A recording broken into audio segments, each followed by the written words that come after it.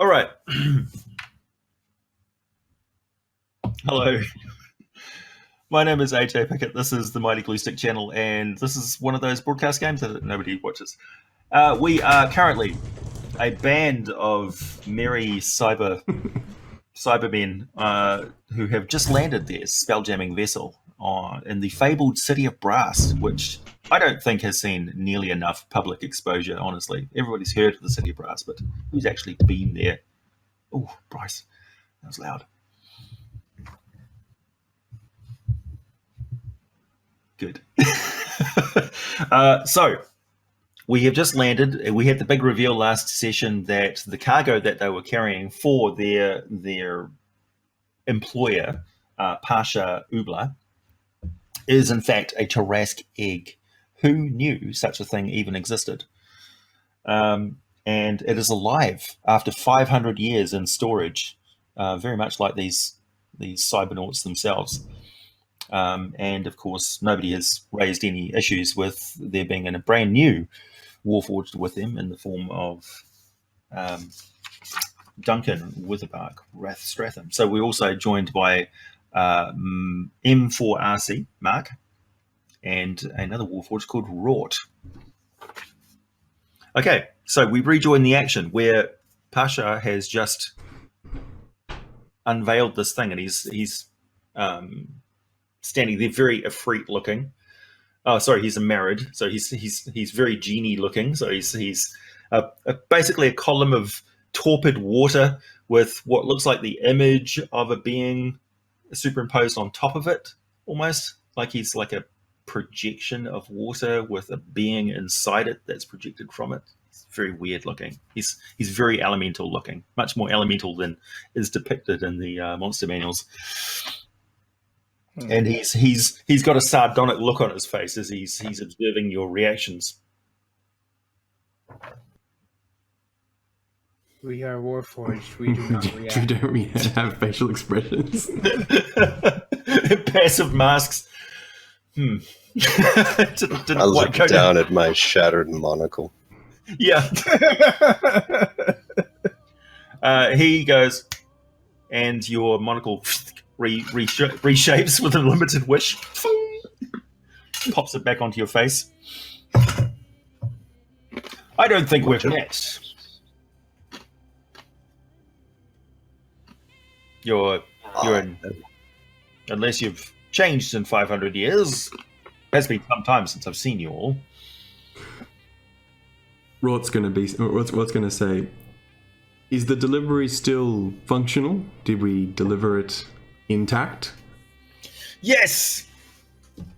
So your upgrades, as promised, will be available to you. It's going to take me a small amount of time to reacquire the things that I long ago traded for, because I thought you were lost. But I'm good for what the original. You do remember. It's hard to tell. Yes, of course. 500 years of hazard pay, no? I believe it was contractual. I mean, I may have lost the contracts in that time. That's fair, I suppose. In the meantime, you are welcome to my estate. Obviously, I stay there quite often because I really don't like this place very much. It is rather hot. Yes. Are all of his servants turtles? We said that there was turtle guards, but do you see other servants? Are there other creatures? There are. It's a menagerie. There's all sorts of different servants here. There's even some. He seems to have a fondness for blue dragonborn. So these two were in your employ on a permanent basis?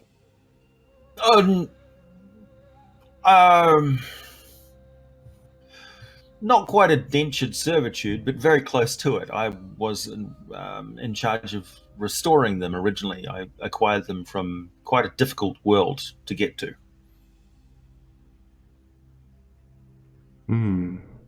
I rebuilt them, but I believe that their free will is sacrosanct. So they are spiritual entities. They're alive. As alive as one can be. Yes. Of course, now that you're back, there's something I should probably tell you. We are in as private a chamber as it's possible to get to.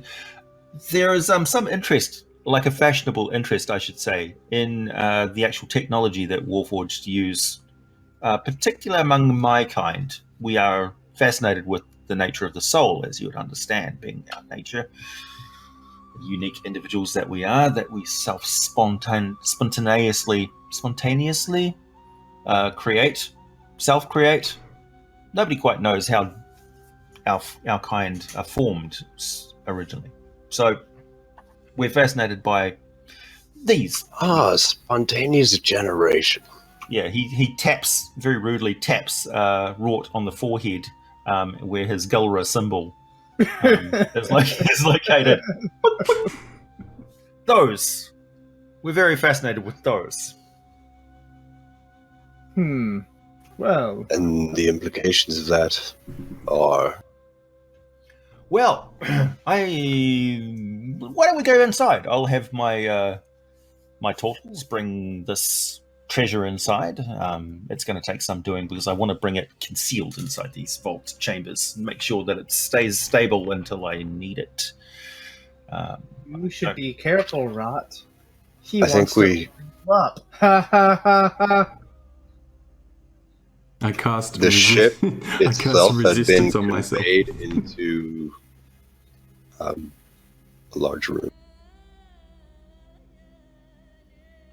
A large what? Like, we had brought the ship itself inside. Mm-hmm. Yeah, okay. So you're in the storage compartment thingy of the ship. It hasn't been brought out yet. I think. If the ship's inside, then I'm gonna walk over to Duncan and say, "Do you think anyone here would know anything about that sword?" Almost certainly, but I don't know enough about them to really judge whether we should ask. I should say, unless you're saying something telepathically, everything you say is you're right next to Pasha at the moment. I look over to Pasha, who's obviously heard me. Oh, yes, we do have a imprisonment issue. Really? What goodies have you brought me? Where is it? Ooh, he says, and he looks at the skeleton of the Sphinx on top of the... It's alphabetized along with those metal scraps that we collected, so it's... What is this? A lion with wings? I believe... A manticore! No, it's not metallic enough. That was a Sphinx. Oh. Gino, I believe. That's problematic. Why is this? I assure you it is very dead. You haven't dealt with sphinxes, obviously. Or maybe we have. Well, you must have at some point. I don't know. It's a shame that your crystals have been damaged. I don't know. Well, no. If you've replaced them, I can't fix what is not here. God, did he just disappear? He just vanished. Russell teleported. Whoa! He's back again. What? You appear to just vanish and then reappear again. Did you hear me say Gino Sphinx? Mm-hmm. I did, yeah. He says, well, you've obviously never dealt with sphinxes before because, yeah. He says, well, this isn't the sword that you're mentioning. So what are you talking about? Imprisonment? I don't like that word. I take him upstairs. It's on the forecastle. Ah. He appears there. he pulled a Russell. He appears on the edge of the barrier, splayed out, and then reforms again. You didn't mention it. Oh, well, yes, you did. Imprisonment. Indeed. Make my way up there so I don't just hear distant mumbling. Rourt's going to enter into the imprisonment area like he did last time. And then he's going to pick up a bunch of coins. You just walk through the barrier and he's like, Yeah, and he's going to pick up a bunch of coins and then throw them. And then pick up the sword and then dunk, dunk, dunk. Magical force crackles on the outside of the thing. I appear to be blocked from this. I believe it can be dispelled. There's a presence within the hilt. Ah. I'll hold the gemstone of the hilt up. Be a good fellow and dispel it for me, would you?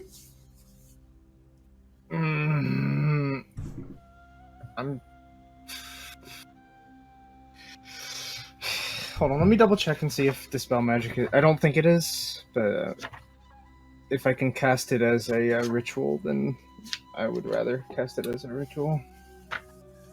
It is not, so... Alright. That is a 19 to dispel it. Really? So it would be 10 plus the spell's level is the DC, so... So the spell rolls against the spell rolls to save? No, the spell's DC is whatever the spell's level is plus 10. So I don't know what imprisonment is. What if it's what if it's being generated by a magical item? It's still the spell's level. We have time for you to get Unless your cheek correct. It's only temporary. You might only temporarily remove it. Choose one creature, object, or magical effect within range. Any spell of 3rd level or lower on the target's end. On the target ends. For each spell of 4th level or higher on the target, make an ability check using your spellcasting ability. The DC equals 10 plus the spell's level. On a successful check, the spell ends. So you've just also assume there's separate imprisonments. Like there's something imprisoned within the hilt, the area. So are you casting dispel on the sword? No, I'm casting dispel on the barrier. Okay. So the barrier disappears. All right. The gems and stuff sort of go and like sparkle with energy. I pick up the greaves that or not the greaves, but the bracers of armor that I had gotten, right, and lost inside there. Right. Yeah. So you Warforged could move back and forth through this barrier, okay, but it was stopping the Efreet. The Efreet then goes forward and he casts a spell on the sword itself. Sorry, Efreet or married? Oh, sorry, married. Yeah. Married. They're all confusing. Yeah. So the married, the genie, casts dispel on the sword hilt immediately, and there is and a sphinx appears and lands on the ground like a just and there's a shattering and like little bits of ruby all over the place. About how much gold worth of ruby would you say falls to the ground? Like bits and 50? pieces. Like enough to cast a spell with? No. Damn it. No. Chump change with. There are other gems and stuff in the treasure pile. It's fine. There's plenty of money. Plenty of money. So yeah, then you've got a Merid looking at a Sphinx, and the Sphinx is looking up at the Merid. It says,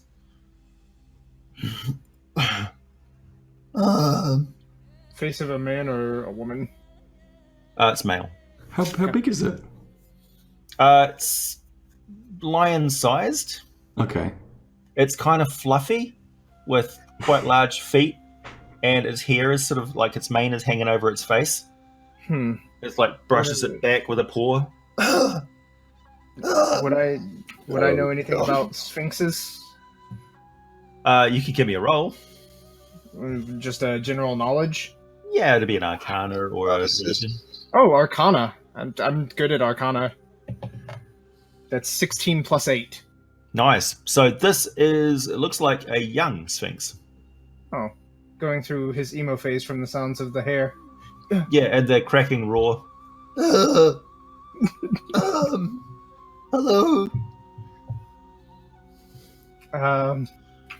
Greetings, Sphinx. Uh, Come to tell us a riddle.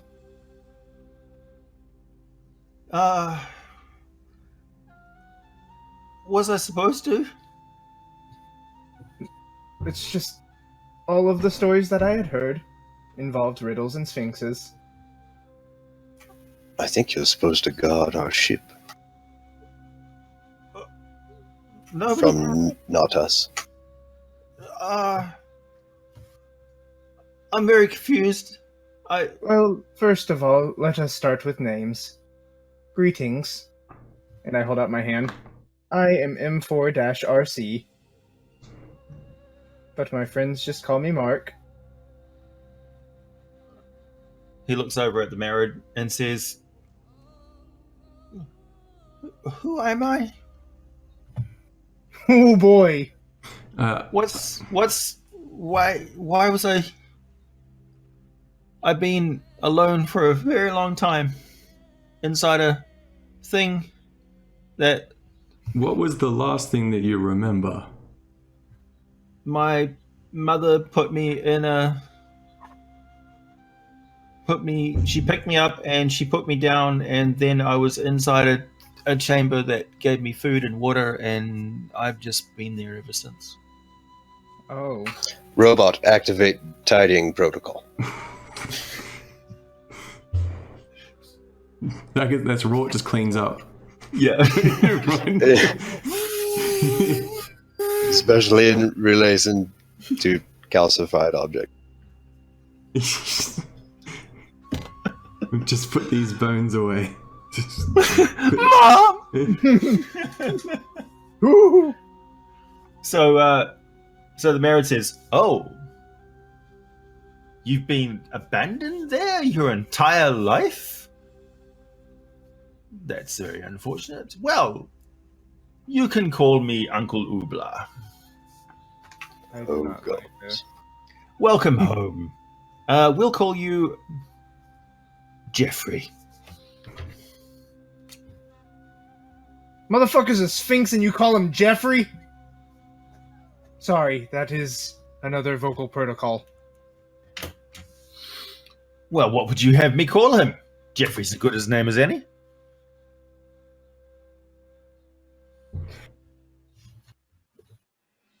Does the Sphinx have anything about it that looks like particular or special? Does it have any markings, or is it wearing any clothes? The mother was wearing like an armlet, an amulet, and Yep.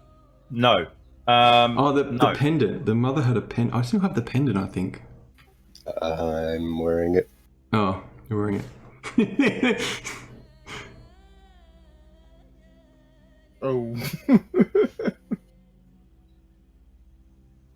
I know. Is it out in the open? Not Is it Jeffrey. out in the Then. open?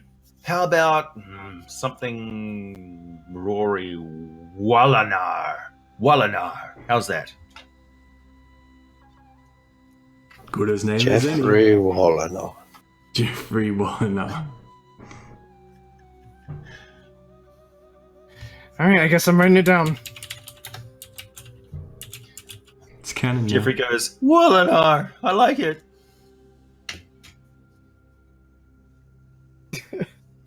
Um, Yeah, as soon as he said he forgot who he was, I started reading Identify to see if I could figure out names. No, it's just for magic items. Yeah. Although, Legend lore would have helped, but I'm not high enough level. yeah, that would get it. There's also another much lower spell that you could use. Pile of Bones. Oh, Speak with Dead. I don't have that, unfortunately. But Oh, someone True does. Resurrection. True Resurrection. No, I don't have Speak with Dead. Sorry. What level are you? I'm a 1 cleric, so not speaking with any dead. Yeah. You're just in it for the skill bonus. I mean, if anyone could resurrect it, we're standing next to them. Yes! Creature of magic. Unfortunately, he has no intention whatsoever of restoring the Sphinx's identity, or resurrecting or talking with its mother. I wouldn't either. The Sphinx could have been dead for over 200 years, though. Probably couldn't even be resurrected in the first place. True. May in fact be cruel to do so. Okay. Meanwhile,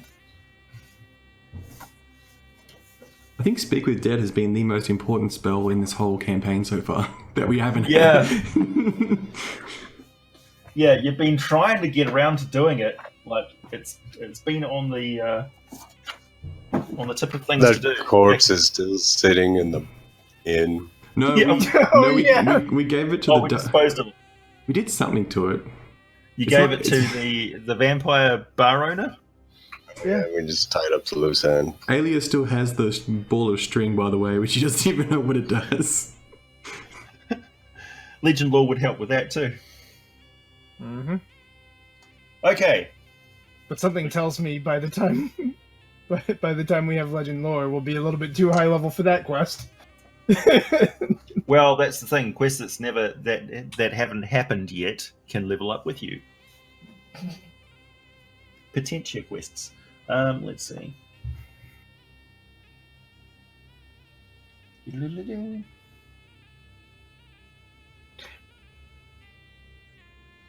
A spell that could help us with him. Oh, I know, Grease. Greece. Oh yeah, nice. So you're inside a grand tower with a pointed slate roof and stained glass windows, deep cellars filled with ponds of water, where the Married has merfolk and various other aquatic things, and there's even a sphere of water which is floating around, which is being propelled by little wheels. With basically there's dolphins and things, and there's quasits that are chained to the wheels who are on their like own little personal wheel of woe, just moving it around in a figure eight sort of pattern around the hall. It's a big wide open space with vaulted ceilings, and there's quasits all over the place, just like the place is filthy with quasits. Quasits. Aren't they the quasits. gross, disgusting, impy things? Yeah, they're elemental imps, basically primordial imps. The quasits were they had a use a very, very, very long time ago, and now they just basically propagate. Do you With mean them magic? messengers. Yeah. You mean, because quasits, aren't they demons? No, they're elemental. Demons are elemental too, but in a corrupted way. Quasits are the real deal. Quasits, basically, they're like the words of primordials that were accidentally made alive. Okay. Let's Things that could go planet, and planet appears when they make messages to each other. They saw nothing wrong with making living words. So that's what quasits are. classic. Imagine if everything you said got turned into a little creature. You wouldn't really give a shit what it did afterwards. Do after they the service. do they pay any attention to us, or they continue their own little jobs around this sort of tower? They're pesky. They're like, in Jabba the Hutt's palace, how it's got that little creature that plays out. That's them. The place is filthy with those things. Little closets all over the place. And the marrow's just like, and they're getting zotted with like sparking electrical bolts. Jolts. Wow. Keeps them in check. It's kind of a dick. Oh, the closets would disassemble you just to see what you're made of. I would too. Yeah. To them, you're just a Meccano set, basically. Do not make me bring to bear my flamethrower. Yeah, they wouldn't like that. So most of the closets are like water and steam closets. Okay. And the steam ones are bossing around all the other closets, and they're wearing like vests and top hats and stuff. Any sort of symbol of authority that they can wear, like a possession, they grab, and it becomes their thing. So a closet with a top hat is known as top hat. Okay. There you go. That's all the information on closets you possibly need for this adventure. They're around. Write a little note down. Mm-hmm. To do, fabricate a lot of funny little. You'd have an army of closets. Nice. Anyway, so there's other fabulous treasures on display. There's alabaster columns, and there's other Warforged there as well. Oh, is it? Mm-hmm. There is a slender golden coated Warforged that is essentially like a C-3PO type. That is a magnificently huge beverage that you have there, Russell. Thank you. So there's, and it comes striding over. About time you returned. Do we recognize this? Is it gold? You said gold? Gold. It's gold, yeah. Golden. It's like a scout model that's been gussied up. It's extensively modified itself. But you could possibly, if you give me an intelligence check, remember the Gulra symbol on this thing. 3 minus 1. 22. That's You wouldn't remember it, Duncan. Oh, remember? Yeah. I've not been here. that's an 11. Okay. I got a 2. A 2. You've got no idea who this individual is. But I would be fairly familiar with. Duncan, you are familiar with the fact that this is a arcane model. So this is capable of casting spells and receiving psychic impressions from things. So you recognize the circuitry of this thing, which is on display to the trained eye of a Warforged specialist. And I still look nothing like any Warforged you've ever seen. Yeah, I don't know what the hell that is.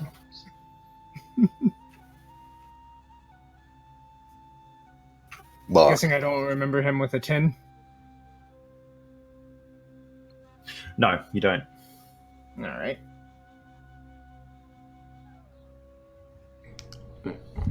You'll have to pardon me. 500 years is an awful long time. Have we met before? This thing has facial expressions. It's got an articulated face. Let's go. Okay. Of course we have. Do you not remember me, Rort? Have you been damaged? There was something that prevented us from arriving, which involved many dead creatures and a sphinx. It was very strange. I see. And he's just going to say a name. He's going to be like Francis. Yes, Francis. I remember Francis. If this is some convoluted and ill thought out attempt to void the money that you owe me, you can give it up right now, because I have not forgotten your debt. the memory crystals may have suffered some entropy. I'll need proof of this. Greetings, Francis. It is good to see Okay, you Francis. We will do our best to recover our memories.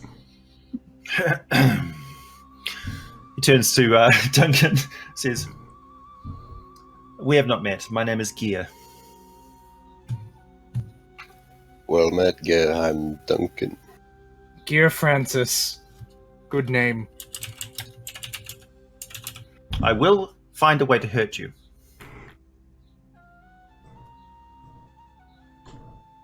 You're the one who asked to be turned into one of us, so don't complain to me about your memories being lost.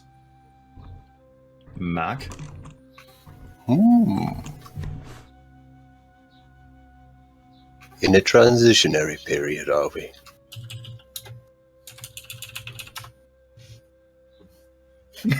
Private message incoming.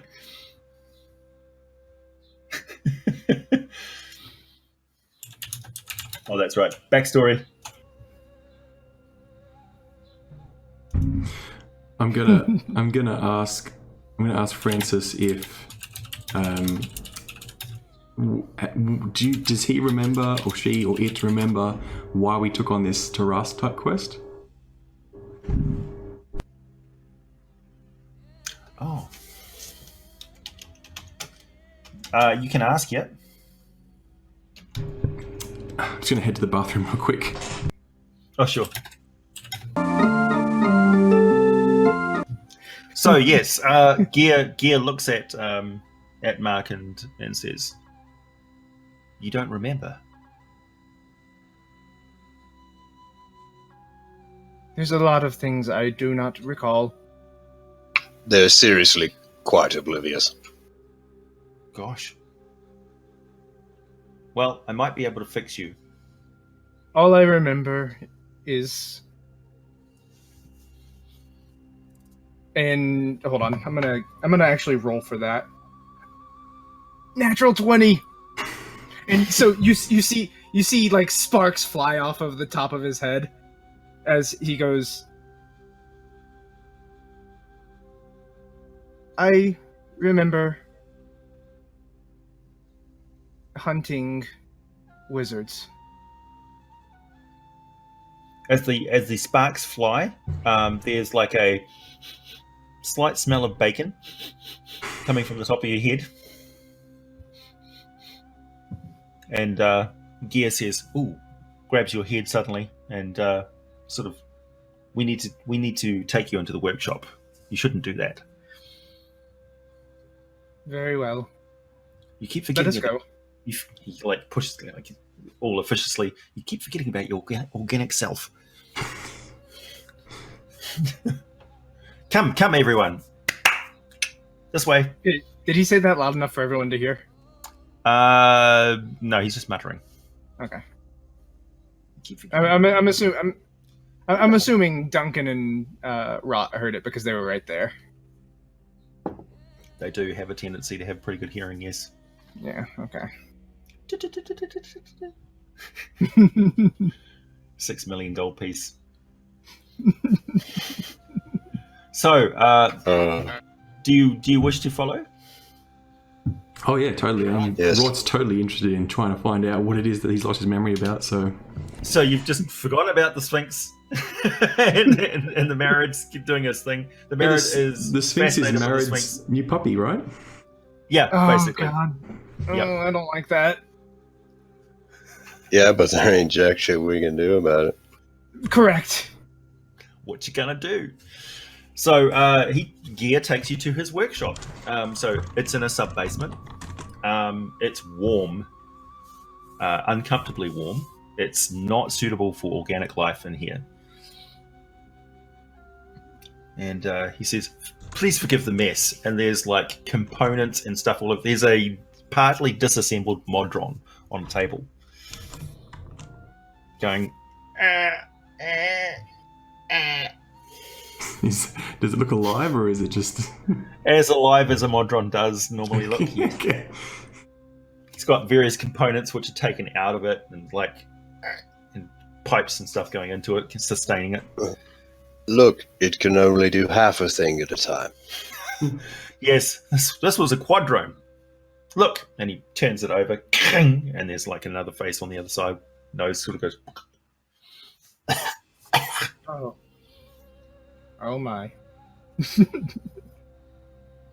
I'm doing it a favor. If I kill it, it will just vanish from existence. I'm trying to give it independence. Oh my. Please, just fix me. Does it look independent? I check over independence. It could probably get up off the table and free itself, but it's not. Oh, well, there's all the proof you need. Yeah, it's not strapped down or anything. It genuinely looks like it's doing this voluntarily, but it is an obvious distress. I hold up. Warforged have 3 fingers, right? I hold up 2 fingers, and I'm like, how many fingers do I hold up? It just looks at you. Okay, good enough.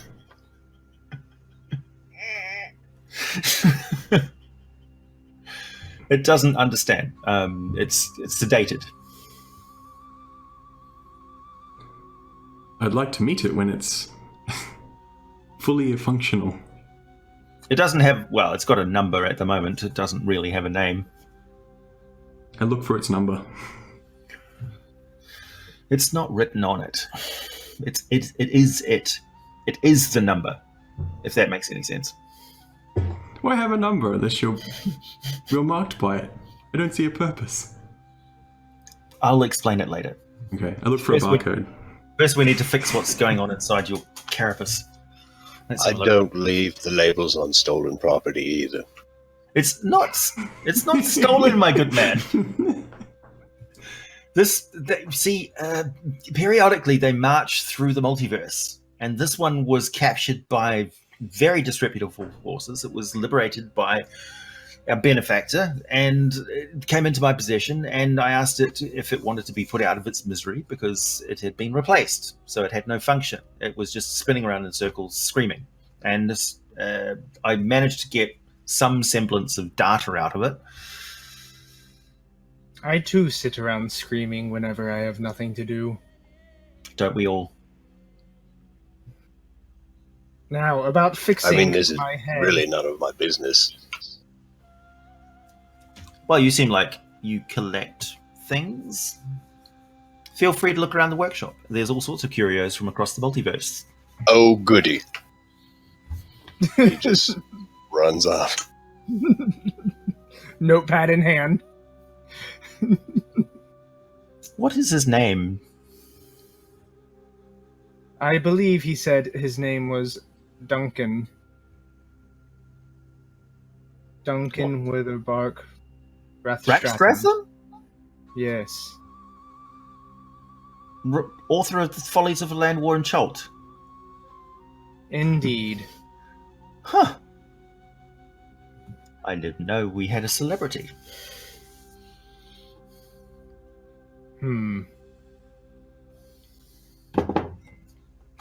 Anyway. Can we please fix my head? Sit down! Stop fussing about other things that aren't your concern. I have been sitting for the last 5 minutes. Well, you're clearly malfunctioning because you were crouching. Sit. Relax. My bad. Release. No, relax. Picks up your arm, drops it. Don't Steve do just that! starts coming off of me. No, you're overheating. Oh, this is terrible. Oh, your innards are a mess. You turned your intestines into strudel. Blood starts pouring out. Oh, no. I can't replace that. It's fine. It will grow back. No, it won't. It's very old. Look. We may be looking at a full conversion. I would rather not. Well, I don't think you have a choice. Rort is going to look at his mechanics and be like, that doesn't look like a Warforged part, that one there. No. At this point, Mark, it's we've gotten to the stage where I'm going to have to do a full alchemical conversion. Very well. You've been in stasis for 500 years. I mean, this brain tissue is not meant to be frozen that long. It's unsustainable. Very well. At least I will always have my memories. We can Oh, keep wait. we can keep the face. Will it hurt? No. You can go to sleep now. Shuts down. And he looks mournful. Forever. Takes out brain tissue, puts it on a thing, hits a button, the crystal goes. Vook. Takes the crystal, puts it in. Takes out some other organic bits. Not the blood vessels. No, he took your a face, like an actual leathery face, off the inside thing.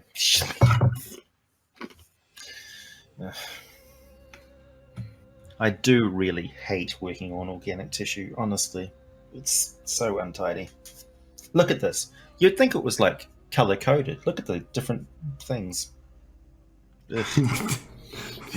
As a power system goes, I mean, it's very efficient.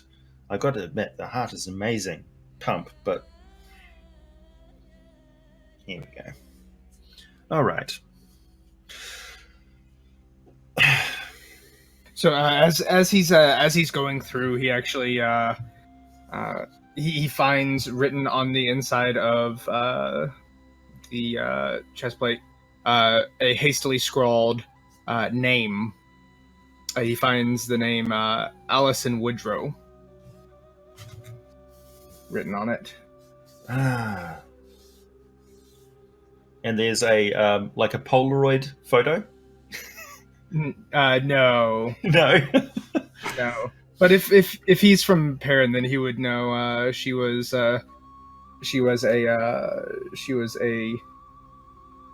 also a transmutation wizard who got away from what was going on in Perrin. So he gets like, I've not thought of that name in a very long time. I wonder if she still exists. Gets a planning look on his face. This would be the place to find her. Right, here we go. She does, but her body's possessed by a beholder. Oh no! Yikes. So, he slots the crystal back in place, and on the faceplate of Mark, you see as a symbol, a Gulra, an individual Gulra, burns into place. There it is. Does the Gora looks? How does it? Is it similar to mine, or is it a completely separate one altogether? Gulra all individual. Okay, so it's like It's like a name. It says M4-RC. Yeah, essentially. It's like a supernal word almost. It's my mark of life. It's your fingerprint. And he jots it down, takes a notation of it. This is fascinating.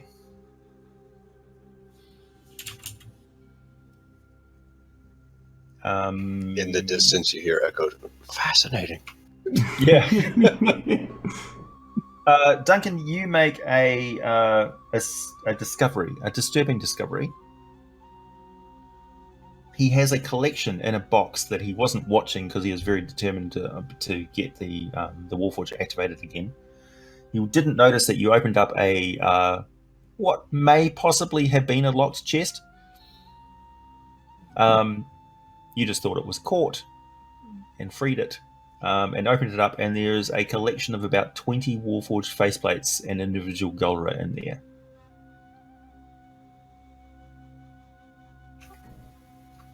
Nobody you recognise.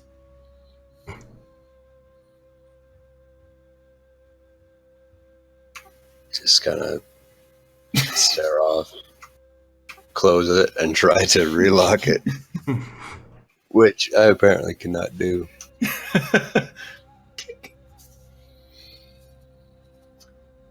So he turns to Rort and says, Rort, take a seat.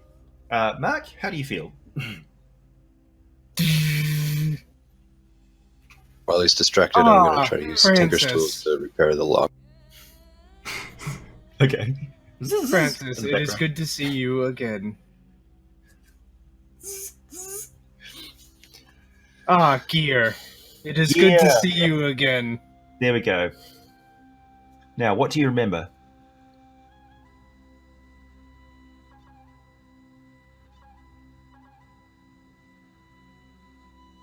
He just looks off in the distance for a little bit. I remember we had a job to do. I'm picturing this would be the Darth Vader no moment. The pain and heartbreak of my existence. Ah! I had a job to do. Let us go and complete it. Delivering a box. Now, do you remember where the box was from?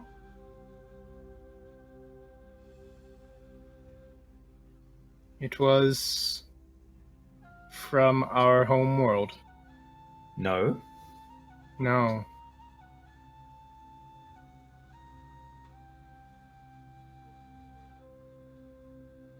And he begins thinking.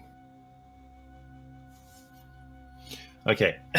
While he's computing that, sit down, Rort, and we'll fix you up. You basically just need a replacement crystal here. Rort sits down and wonders if he has squishy parts in his body somewhere that he hasn't found yet. No. You're not so concerned as he just basically unscrews the back plate of your head and it comes off and you're like, oh yeah, it's all good. Got a little bit panicked there. Thought something was... He takes some clamps and pulls aside the woody fibers. Being a cyborg dryad, as you are, which is basically a good description of Warforged, if you ask me. So he pulls apart the things and he takes out some of the old crystal, and you basically go, where, what, where, who, why am I? And then he takes another bit, puts it back in. You remember that you've just come back from Faerun, from a volcanic mountain range somewhere, where you basically plunged the ship down inside of Al Caldera, using technology that the Marad provided from the city of Brass itself to contend with the flames. You got into a bit of a kerfuffle with a dragon, which damaged the ship, and you basically gated out of there using the dragon's own interdimensional portal, which crash landed you into Isgard. Or into Yggdrasil. That dragon impeded us, and we had to escape through an interplanar gate. Yep, now the interplanar gate allowed most of the material through from the ship, but the super dense fuel rods did not translate. So you basically ran out of power as soon as you entered the atmosphere of Yggdrasil and crash landed. And the rest of the crew went off looking for fuel. Can I remember everything that happened up until I went into stasis? Yeah. I don't remember like the Sphinx or the fight or anything like that. No, that all happened after you went into stasis. Okay. There was quite a lot of activity during that 500 years. Yeah. You guys basically went in there because you were the ones who looked after the ship. Engineer. engineering crew, essentially. Right. There's nothing you could do until the ship was fixed and you were just using up resources. So So Mark still remembers it as as instead of going to Faerun, he remembers it as going back to his home world. Well, there's a lot of similarities between Farron's outlook. Like, it's easy to confuse if you've got a wibbly wobbly organic brain. I'm just saying he's misremembering stuff. Yeah, that's perfectly reasonable. Your brain was damaged. You kind of went a little insane there in the transfer. Just basically mixed up your subconscious and your conscious together and shoved it all into a crystal. Blah, blah. Not again. Yeah. Oh no, not again.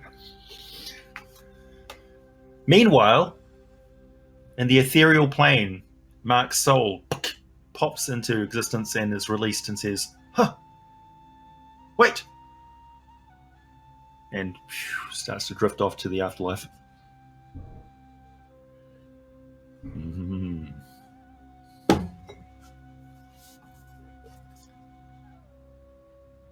Death without dying.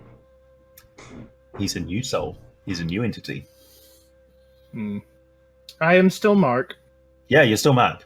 You still have all the memories of Mark. But you're not Mark. This could get embarrassing. I am no It's longer. terrifying.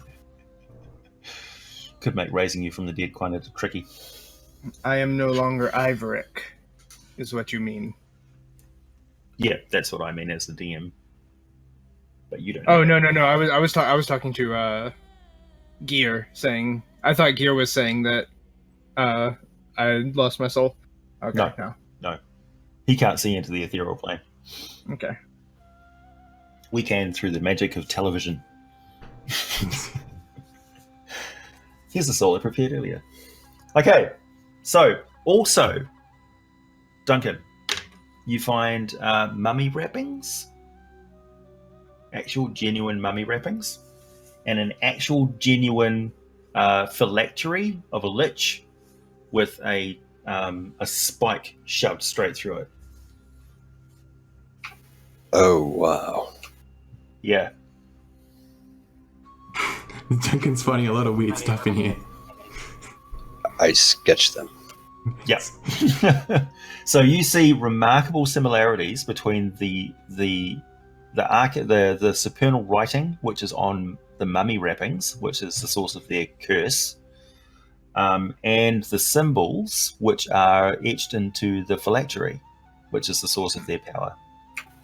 Ooh, I could translate them.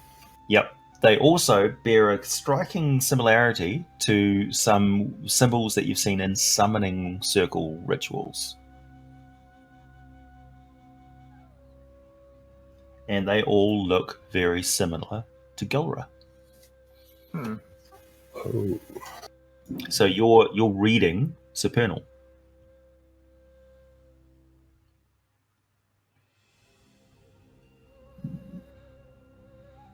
The old tongue.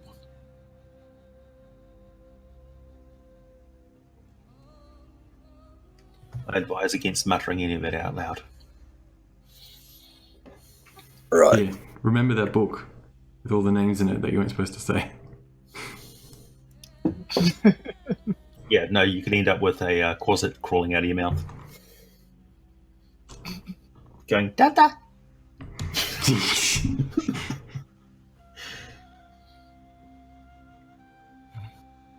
Okay, so Rort, you are fully I restored. advise for it. Blah blah blah. Okay. It could also blow your face off. I mean, I just got rid of my face, so. Yeah, it's all replaceable now. I remember my function. He seems quite happy about it. Mm-hmm. You've also got a bit of your personality back. His personality was to fix things. So Yeah. he's super addicted. He's like wakes up in like a candy shop. Yeah. So you have a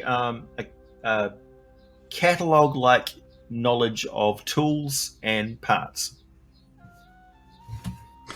You also know you've also got an accounting app, and you're very much in the red when it comes to gear.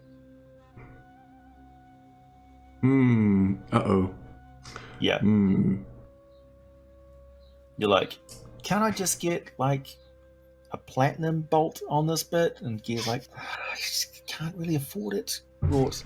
What was the tally? What's the an estimate of the cost? 150,000 gold pieces. 150,000? What did I buy? It's not so much what you've bought, it's what you've replaced. Yeah. You were kind of a low-grade Warforged originally. 150,000? Yeah. With 500 years of hazard pay. Also, you had a tendency to go, fuck it, I'll never pay him back, so you gambled and... Is that my old personality coming back? So I was a gambler. I don't owe him any money, right? No, you don't. Thank God. I find one of my books, and I'm pretty sure he owes me money. Yeah. It's actually an illegal copy. It's a pirated copy. No. It's got a pig. It's got a pig for a page. Space book This pirate? isn't how you try to draw goblins.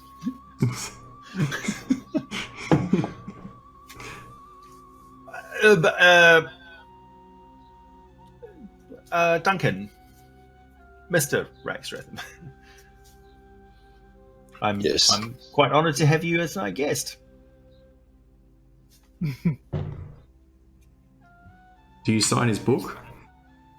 You have a very advanced neural matrix, he says, looking at you. I think he thinks you're cute. Don't even think about it.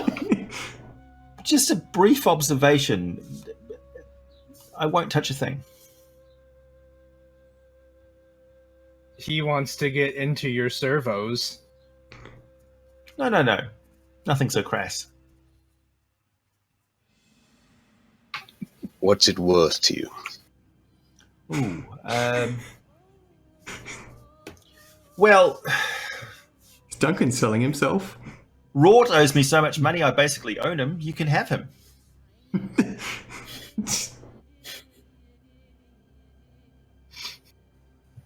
Wow. It's the city of brass. Don't look so shocked. The city of brass, more like the city of here's my friend, have him. I put my own self-worth equal to 150,000 gold pieces now. All right, sure. First thing you can do as my possession rod is if he does touch anything, smash him real good. The weird thing is, a little bit of you knows that that's totally legit, and you've effectively been given an order. I make a cost analysis. I mention that obey Duncan. No longer have a debt, and it's easy for me to. Gear is worth several million gold pieces. You're like, he's got some really expensive components. I draw my sword and rest on it, waiting to see what happens. Sure. Francis. Gear's like, I may have miscalculated there. I agree. I'll follow my orders to the greatest ability. So he observes and makes detailed sketches, and passes a crystal around, and puts it into a box, and says, "Thank you very much." He hasn't jiggered anything? No. Didn't disturb anything. Well, I guess that's that then. This is actually extremely useful. So I'm right in the middle. Like I can't sedate this modron forever, so I'm going to. Oh, Let's actually yeah, fix certainly. Right. Make yourselves at home.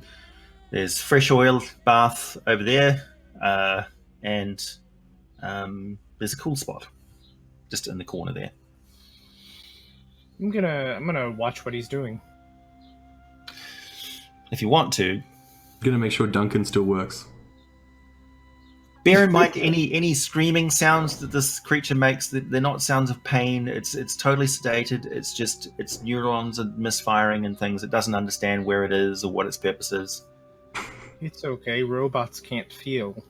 It's not a okay. It's a robot. I just stare at him a little angrily. It's a remote control. Okay. Oh boy. So he references the notes that he just made of Duncan, and he takes out some other components and things, and he's bent over some sort of like a platinum weave, and doing some really fine detailed work. And he's got all sorts of lenses which just sort of in front of his eyes, and his fingers break up into individual little bits and start to. So he's moving in really high detail. Yeah, and there are indeed screams and burning smells and bits and pieces, and he's taking out organic bits and putting in robotic bits, and he slowly reconstructs. He reconstructs a quadrone, and several hours later, about 4 hours later, you guys are effectively rested and recuperated, and you've reintegrated your memories. And Duncan, you've acquired some. Rourke's toweling himself off. Yep. On the oil bar. buffing with a little nice shine. You had quite a patina that grew up over 500 years.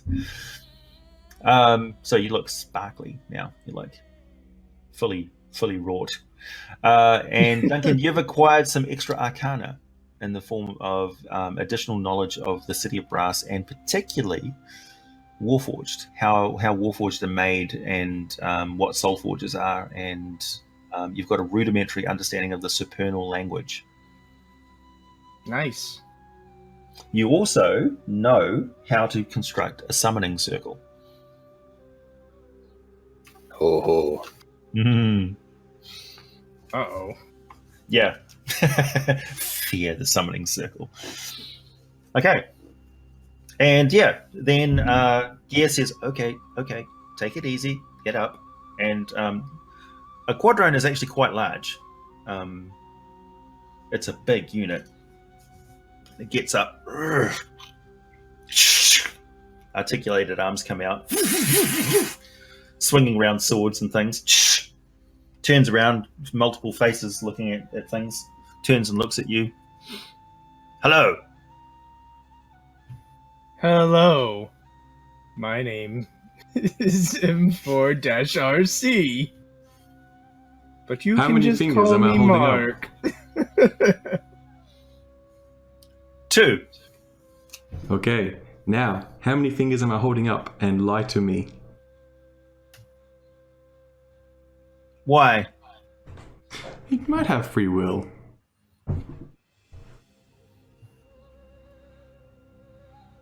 Rourke's going to test him for free will. How many heads does it have? It's faces. So it's got a face on each side of its body. How Isn't many it a faces does it cube? have? Cube It's shape a cube. with the 4 faces on so- cube. There are 4 faces? No, it's got a face on either side and it's got arms. So it's 2? Yeah. Alright. So I think so. hold I turn to Rot and I say, hold up your hand again. And then I hold up 2 other hands and I'm like, how many fingers are held up?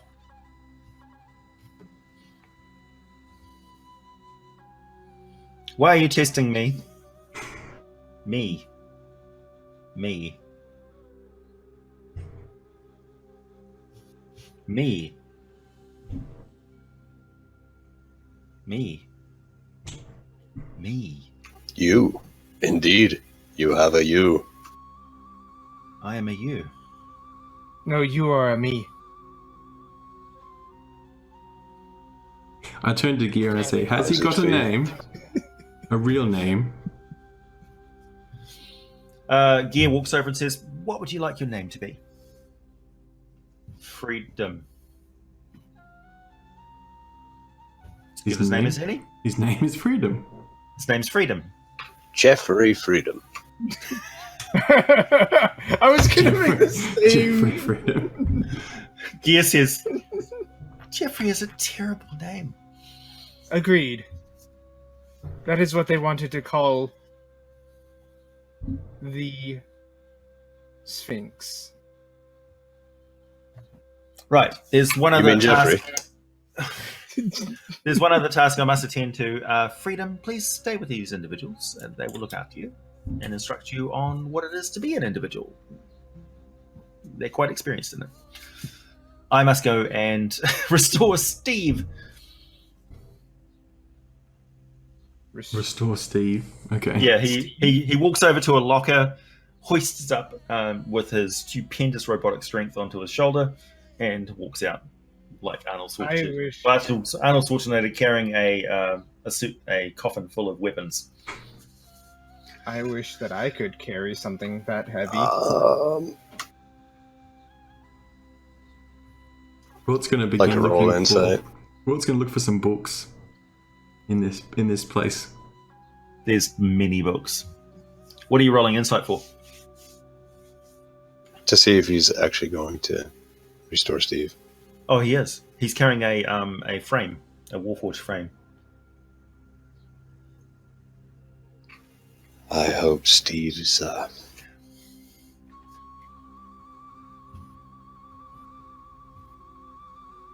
With our memories return, do we actually remember Steve having a body? Wait, do we remember Yes. that? Do you remember the event that stopped him from having a body? No, that happened in the 500 years that you guys were out of action. Oh, okay. You remember? Everything happens when I'm asleep. It's true. So, about 5 minutes later, really quick,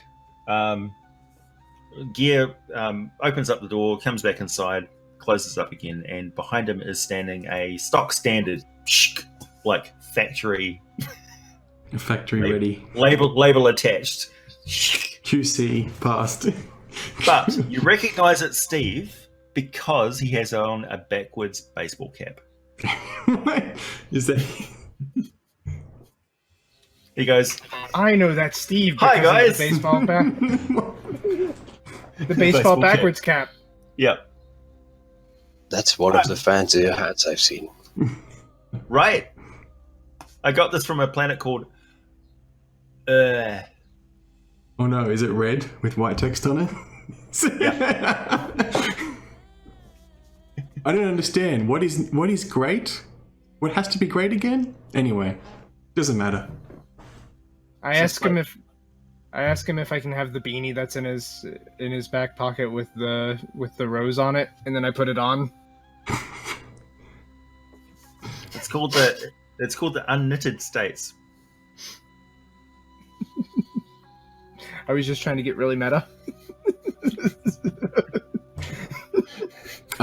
So is Steve?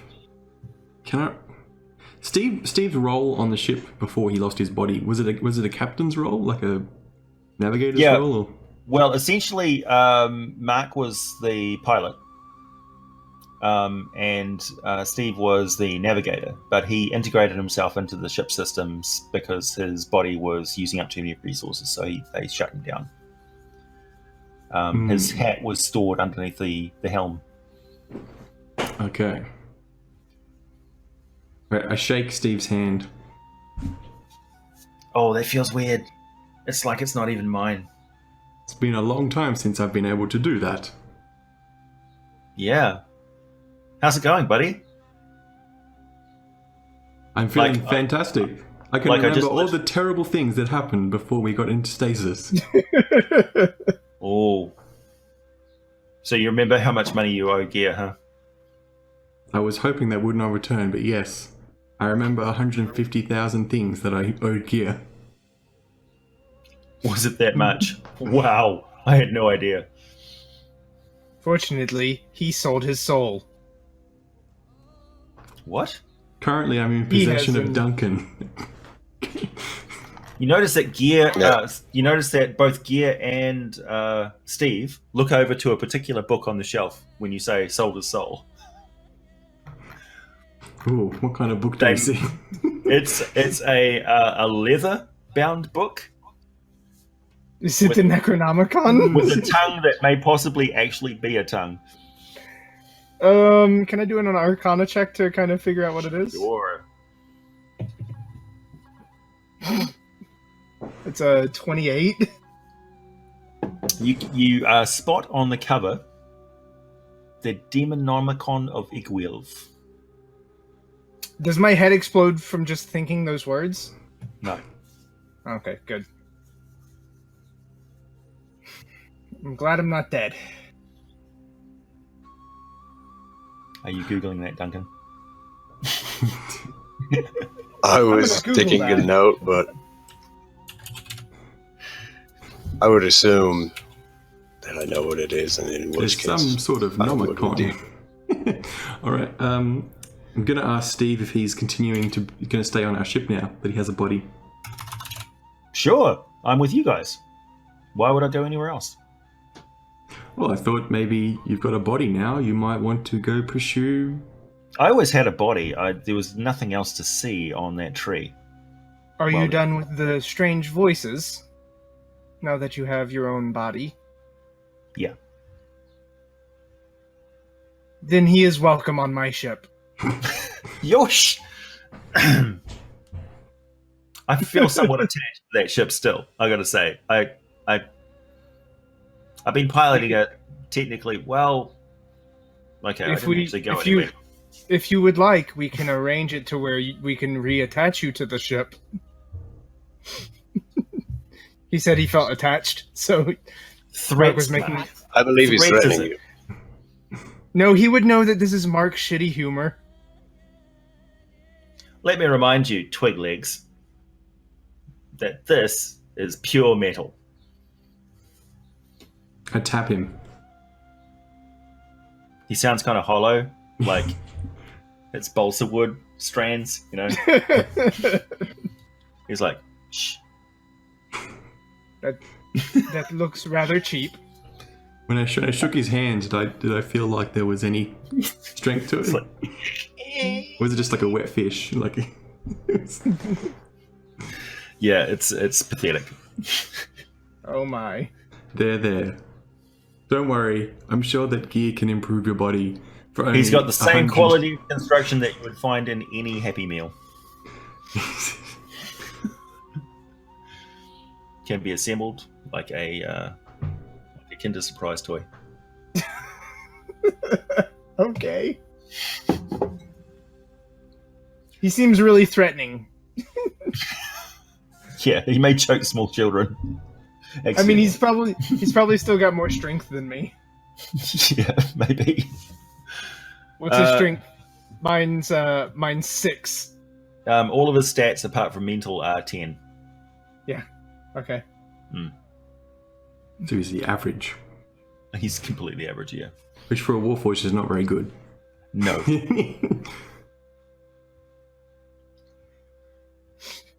All right. So- we're going to go back to the married now, and If you want. All right. did we get paid for We did our not. job? Should we go? Oh, yeah, you now you remember that essentially you have got a lot of upgrades coming your way. In fact, you've got an arcane conversion. Ah. What's an So you arcane remember that- conversion? You remember your level in cleric. Yes. So this will allow you to progress in levels of cleric. Oh, okay. Fantastic. And if you get a full arcane conversion, you can essentially go branch into like warlock or sorcerer or wizard. I think What upgrade Wrought- do I have coming? I think Wrought would rather prefer staying sturdy, though, as far as he likes to get in the thick of things and get really hands on. That's his joy. Well, you can trade it in for materials that gear can use to give you an armor upgrade, or perhaps patch in an amulet of protection. All right. I guess we'll cross that bridge when he gets to it. I mean, do we have to do it right now, or? No, it would basically be sort of part of the leveling up process. Okay. Oh, yeah, I know. What kind of upgrades do I have coming? So same sort of thing. You can either probably a stat increase for you would be a good idea. Ah. I want to become smarter. Read more Instead of books. 20 intelligence, 22 intelligence. I'd need to see for some significant role playing. Perhaps a charisma upgrade. His charisma's 6. Yeah, that's what I'm saying. He may insist. Look, we've really got to do something about this, Mark. It's got to It's fine. It's fine, Steve. Francis. My bad. Gear. I get the feeling that whenever he goes to install it, he's just gonna kill me instead. So Steve says, well, look, I'm going to go and get my pay now because this is ridiculous. I need an upgrade. Indeed. And I'm owed just as much as you are. In fact, I've even got more time of active duty. He clocked in for those 500 years when he was... Must have been lonely. Well, there was a vending machine on board. And then we go to the married. Off we go. We go to the married. What a slot. There was some issue of paternity. So we... why don't you let me do the negotiating, because I haven't had my brain scrambled in the intervening time, and I'm more used to dealing with Oobla. Very well. Good. Also, he's got a much higher charisma. Yeah, 10. No. His physical stats are all 10. His mental stats. He's definitely more of the bardic sort of want. Hence the baseball cap. I mean, he can pull off a backwards baseball cap on a robot body. What can I say? Oh, okay. Yeah. So he makes his way out. He dons a pilot's jacket with the fluffy collar. Nice. Yep, Yeah. he's definitely sounding like a bard already. Yeah. Yeah. So he's got the bomber jacket on. I would follow him to hell. May possibly. That's a real possibility. All things. A considered. minor illusion fireworks going off behind him. Yeah, he slow motion walks, and you guys are all like walking normally behind him. Every few seconds we have to slow down because Yeah, he like stops and goes. Looks like you're not used to being in a body. You keep malfunctioning in your stride. Power Guidance. not very. Gotta recharge too slow. perhaps you could use some bardic inspiration.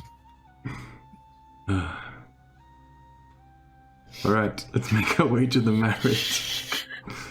So the marriage sees you guys re-enter and sees that you looking more onto it and confident, like you know the married and are more familiar with them. you're walking up like as friends. Right. Colleagues. Workplace proximity acquaintances. Dick boss employees. Yeah. Yeah. So you've got that look of, we'll follow your orders, but you're not invited to our parties, sort of thing. You're not in our Facebook group. We have a separate Facebook group that we put you in, which makes you feel like you're part of the group, but you're not. Yeah. There's been a few too many like office jokes that he's played on you using the ability to recreate reality. So Hey, you're breaking up a little bit. yeah, sorry, I just cut out into sleep mode for a second there. My friends. We want our pay. Of course. And I push Steve forward. Now that we can actually push Steve, we push Steve. Steve takes out of his pocket off the bomber jacket, an envelope, passes it over. Pasha goes. It opens in front of him. Moist. Oh. Yeah, that's reasonable.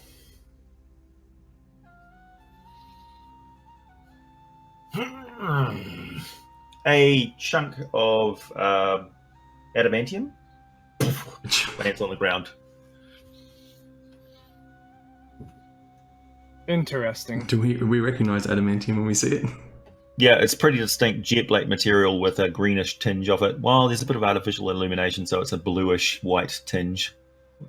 It's pure adamant. It hasn't yet been alloyed, so it's got a rainbow hue. Is it forged like an ingot, or is it like a lump of ore? It's a geometrically perfect cube. Okay. 5 feet on a side. I'm guessing I can't pick it up. No, it weighs several tons. I go over to it and I'll pick it. No, I'm just kidding. If he can't pick it up, I will throw out my back trying to pick it up. He then goes, and there's and what you thought was an ornament over in the corner, like a little Stonehenge. You know how they have like open office planning quite often have like bean bags and shit in the corner. Okay. This is actually a bunch of Galeb Dewar who get up. There's a complicated game of Go on the table, like lots of pebbles, and they come ambling over. Thump, thump, thump, thump. The floorboards are oak, very expensive on a plane of fire. Thump, thump, thump, thump. And 6 Galeb Dewar lift this thing and say, "Where do you want it, boss?" Cellar, I believe. Are we going to take it down to get to gear, or are we going to take it to the ship? Gear's with you. Okay. He's come up. He's now wearing a trench coat, also gold. Gold chain trench coat. And he's got a vape. Oh. It's fashionable on a plane of fire to be smoking at all times. He says, "No, we can't process it down in the cellar. We need to take it somewhere else. This is very valuable. We can trade it in for other materials." Do we know of a smelter in the plane of fire who can? Oh yes. I'm sure that there's lots of the one. There's like some Djinni or Aziar or something like that. No. I know a bunch of fire giants who Fire giants, process this quite easily. I guess they have some sort of guild here or consortium. Am I still there? Yeah. I know a bunch of fire giants who can process this for us. Sounds good. Rort's imagining a adamantium longsword.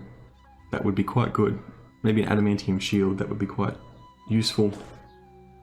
Yeah, armor armor better than weapons. Weapons would be a bit brittle, unless it An was forged adamantium just right. sword? Then I can smash it on anything and it won't break. True, it does. It does do double damage against material objects. That's true. Okay, so you go out into the city of brass. What's it like? What's the weather like in the city of brass? Always California hot. So, well, it's more like I'm going to need to engage in some negotiations with Pasha Umbla. it's Florida hot. Okay. What sort of negotiations?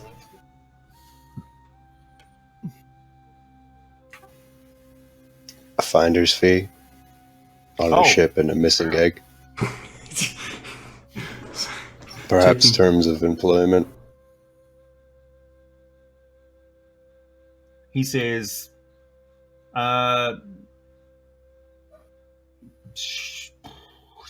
talk to Gear.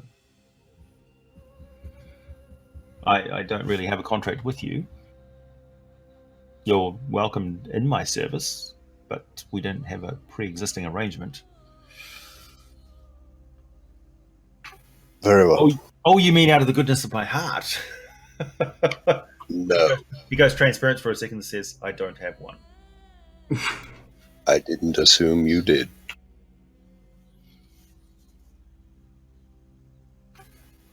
Ta-ta.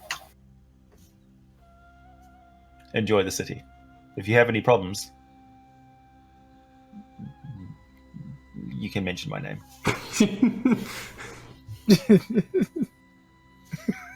All right. When he makes like a it's actually bubbling. You can mention my name. Is Gear with us? So is it the four of us now? Or five if you count Steve's with us as well? 6. Six. Who's the sixth? The Modron? Freedom! Alia? Oh, Freedom. Oh, I thought it was Alia. Nope. I think we got separated from Alia after we went downstairs. Yeah! She's somewhere. What happened to Alia, viewers? Please write Uh-oh. down in the description down below. Please write in the comments down below the fate of Alia. We'll have a vote. I can think of somebody who's going to be voting. I might put a poll in the community tab of the channel. Duncan. Should we do that? Should we do a week-long poll? See what happens? Yeah, it's Duncan's fault if anything happens, so Okay. they can blame him. Nothing is Duncan's fault, as far as Ali is concerned. No, quite the opposite, actually. Yeah. So, you go out into this fabulous city of brass. It's the city of the future with like great sweeping copper roadways and domes and things. It very much looks like, you know, the 1950s vision of what a futuristic city would look like. There are actually like people flying around in little platforms. It's Jetson-esque in a way. In architecture, anyway, it's got kind of a Turkish Ottoman feel to it, but all similarities to a terrestrial city end there. It also looks like a plane of like a city that you would find in hell. So there's sort of gothic architecture. There are infernal creatures walking around. There's Galabdur carrying palanquins of like these like fabulous wealth from these Ifrit, who basically look like devils without wings, you could say. Red-skinned, horned, giant, statuesque figures, greased and jeweled like what's his name? The Persian king from 300. Oh, Leonidas. No. Oh, no, Xerxes. The Yeah, male so version. Yeah. like I'm- an even more version of monstrous Xerxes with the entourage of mutants and like orgy-esque stuff going on around them all the time. So these I'm guys an are idiot. yeah, it's okay. So you failed your law check. That's right. So It's been a long day. So as these groups pass by each other, there's sizzling rivalry between them, and I mean sizzling. Is it there's like also- East Side Story? Yeah. Yeah, West Side constantly. Story? West Side Story? Yeah, West Side Story. So there's constant animosity and rivalry and pompousness going on all the time. It's every considers themselves a member of a noble house, kind of like a Saudi city. Like just Right. everybody's a son of somebody important. Everyone's an oil salesman. Everybody's a prince. Everybody's a prince. Nobody's a pauper. And that combined with the general toxic atmosphere, like outside of the carefully controlled zones, is places where only creatures that are native to the plane can exist. So there's thoroughfares and lots of walkways and things where terrestrial type creatures can move around in atmosphere in reasonable warmth, etc. They're still going over archways, so it's sort of like feels like the city of Venice as well, where there's just canals and stuff where people are moving, but instead of water, it's fire and lava. And yeah, With terracotta pergolas or whatever. yeah, it's very, asbestos is asbestos is the new wool in this place. It's very, very dangerous. Yeah. Oh no. Yeah. You don't want to stay in the city of brass for a very long period of time. But there are also creatures from all around the multiverse. So you see Vidalcan, blue-skinned Vidalcan, who are walking along with sheafs of asbestos paper, who are marking it with styluses. You see angels, who are walking around as well. Okay. These are low-ranking. And there's even, you see a Hound Archon, which is walking along, and he's got some sort of a crystal device in his hand. And he looks over at you. Back again. Clearly on the hunt for something.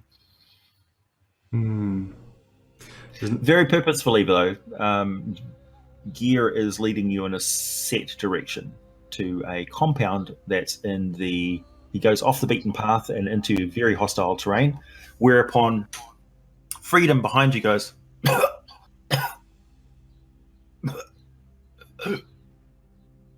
What's the matter, Freedom? No oxygen. Oh, I think I have a spell for that. I would be careful about the ramifications of creating pure oxygen. No, it wouldn't be creating oxygen. It would just be creating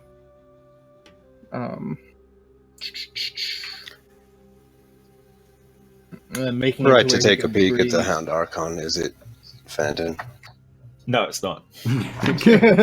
That's what he wanted you to ask. You could see it in his face. not Phantom. That's good. That would be hilarious. He'd be like, "Huh? You owe me money." No.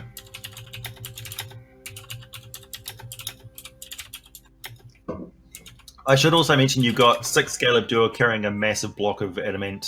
Oh, that's right. you. Yeah, we've got the Yeah. adamantium Don't blocks. forget. Don't forget. Oh no. Okay. I'll just grab the collar that I had made for my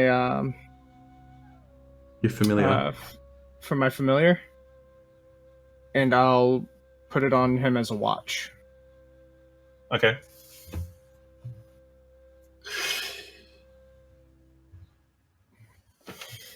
I'm just trying to picture a Quadrone nodding. I expect that back. Possession. I don't. Yes or no? You will be giving that 9/10 back. of the law. You will be giving that back. Law. I think he understands. His voice is kind of scratchy, like a bad microphone. Law. Okay. All right. Possession. Is there any other creatures around here that look like Warforged? Are we the only Warforged around? Do we blend in because there's so many different varieties? You look to the outside observer. You look like armored figures who are walking around. Okay. Yeah, those individuals who are familiar with the multiverse are aware of golems and warforged and things. I mean, essentially, you look like there's all sorts of different types of golem, but so they would assume that you're owned by something. They wouldn't recognize you unless they knew what warforged are. They wouldn't recognize you as living beings. Okay. But I would also assume that based on what's following us around, there is no blending. Yeah. So you, they would think that you were armed to the teeth, which you are. Which kind of are. Yeah. You're not getting messed with, generally speaking. Okay. There's always a bigger fish on the plane of fire. A fried fish. So, gear leads you towards you actually walking out onto a crackling plain of crackling pumice and stuff. And there is, so you're in the outskirts. So you've gone past the metal roads and things like that, and now you're actually onto the big basalt plain itself. It's getting real hot, and it's quite noxious. And the Warforged has, the Quadrone has to stay behind. He can't venture out there because he's starting to smoke and yeah. Breathe.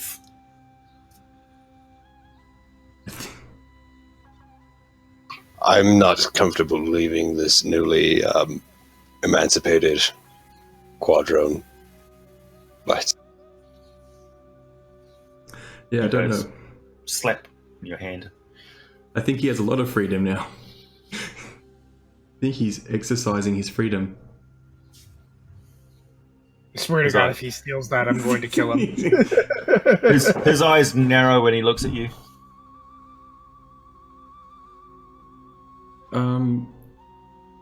Can we take him back? I guess we can't take him back. How far back is an area with actual oxygen? Oh, he's in it. He's at the border. There is no oxygen here. He's basically just sitting there. It's just too hot to go any further. Okay, so there is oxygen here? Can we put him on top of the adamantium cube? No, there's oxygen where he is, though, right? No, he's got the band on. Right. How far back is a place with oxygen? Back on the main thoroughfare. Back in the. You can't leave him. You can't leave a Modron in the city. Like a 20-minute walk. You can't leave a Modron by itself in the middle of the main street of Brass City. It will. Come on, let's continue on.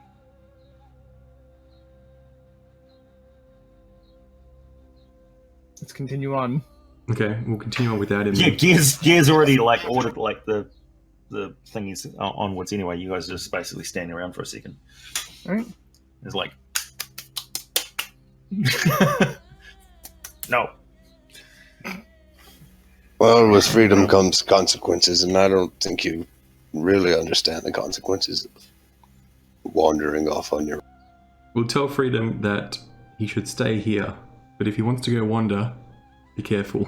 Don't do anything too crazy. He picks up a piece of pumice and looks at it. He's fascinated by it. It is what it is. He'll just stay here. Maybe start counting the pumice. 1, Keep walking. 2, 3. Freedom understands mocking. Oh, he's getting quite clever now. This is interesting. I don't think a Modron normally understands this sort of stuff. I am integrating. More like stealing. When I come back, I'll test you with some strange brain teasers. How about that? He says, indeed. Right, okay. Better Google brain teasers. 101 brain teasers. All right, let's 101 brain teasers for inorganic beings. Okay, by Duncan Witherbark. So, you are approaching a compound of giant proportions. It is a granite edifice that, if you've ever been to the world of Faerun, which you guys have been, but not extensively, you would recognize the architecture. It is a windowless fortress. I've been. Yeah. A windowless fortress that is over top of a waterfall of lava that's sort of coming out from around it. There is a short causeway going over top, like a little arched bridge of magma. Right. And there's a single doorway, and there is a crenellated upper layer with a spire coming off that, and there's 4 sort of tower thingies coming up from there. And over top of the waterfall, which is flowing off to the side in a dizzying display of like meltiness, is a outcrop that comes out like a thin causeway over top of a very, very dangerous drop, where you would just absolutely expect a couple of Jedi to be sword fighting. And there's another little guard outpost on there as well. And Gear is walking straight towards it. Then you notice that there are 2 figures, which at first you didn't recognize as living beings because they are so large. They are fire giants who are standing guard, basically leaning up against a pillar, and they're dark, and their armor is dark as well, and their hair is flame, and they are basically standing with a couple of massive pole arms. And then as you approach, they go, look over in look in your direction with their burning irises. Who goes there? Nudge Gear. It's me. It's me. And me, M4-RC. We've come to trade. I know that you needed some of this. We're here to see Arbonatus Cobalus. Arbonatus Cobalus.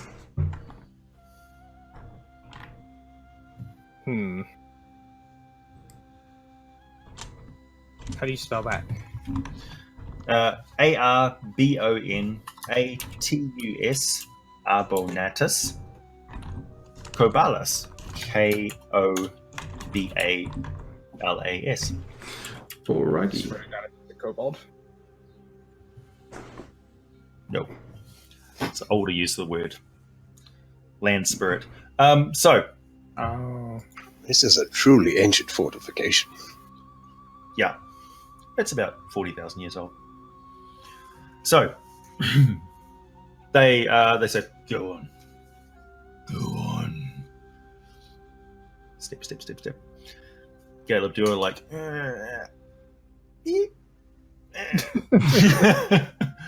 and the door goes and opens up in a sort of clamshell fashion, lifting upwards from the inside, and down through, that sort of octagonal bits of lava that come up in patterns.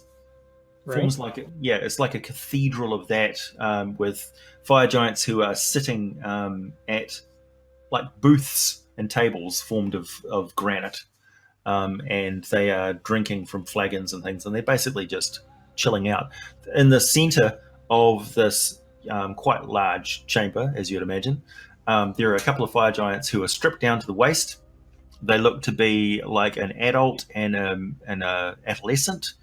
and they are engaged in full-on combat with actual sharp, like swords, machete type things. They look like they're kind of moving in slow motion, just because it takes so long for their arms to move. But the impacts of their weapons are like shockwaves, and quite hard on the ears as you walk through. And they Is don't there pause. any pertinent information I can, like, anything I know about Iron Fang Keep that I could transfer to this fortification? Yeah. So Iron Fang Keep has a very long history. Some of it involves giants. They originally constructed it as a border outpost to protect in the Thousand Year War. Sorry, did I just cut out there? Or No, all good. 1,000-year war, border outpost. okay, yeah. So originally when they were fighting against giants. So this is probably much older and would be a template that they used to construct Iron Fang Keep. So it's been here for a very, very long time. And essentially it is the result of a 10th level spell where they basically just create a fortress out of primeval matter. Just this would have been raised up as one thing. And as such, it has the durability of a mountain. Perched down the end of this cathedral-like edifice, with rays of light coming down from above, is a much larger giant that seems like rocky. And you recognize that this is not a giant, it's a titan. Oh. How The tall? monocle falls off. Yeah. Smash. Damn it. I cast mending. Shh. Okay. And the Titan says, hold. And the two combatants go and look over at you.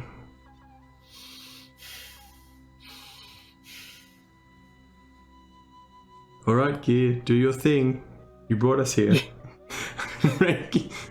You dare break glass in our house.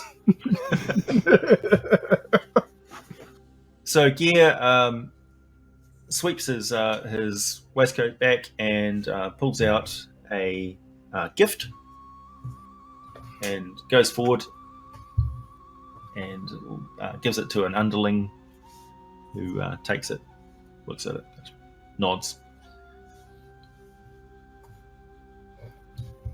writes out a chit. Some other underlings come over, give him a big trunk. The Gale of Dua take the adamant block off to the side, plonk, down with some other materials, barrels and things. No actual conversation with Arbidatus is engaged in at all. He's just watching the entire affair. And then Gear turns, bows very low, makes a gesture like this to you. Copy him. Bows very low. I try to bow, but I lose balance and just fall over. Clang. There's a awkward clang. I lift Mark back up. Yep. Fun fact: no knee joints. Knees always the first thing to go. And he says, "Always a pleasure, my lord." And you leave with the Galador carrying trunks. The Galador seem very pleased to be out of there. They also seem very pleased to not being carrying adamantine. Yeah, that was tremendously heavy, but you know they're pretty good at carrying heavy weights. That's what they do. Yeah. They carry stones all day, don't they? Yeah. Yeah. Okay, so I leave with them. Yep. Not exactly one of sure the what's going on, but yeah. one of the Galabdur is slightly larger than the other. Walks forward towards Gear, walking alongside him, carrying a big trunk on its shoulder, and sort of awkwardly looks over at Gear. Gear looks down and goes, "What?"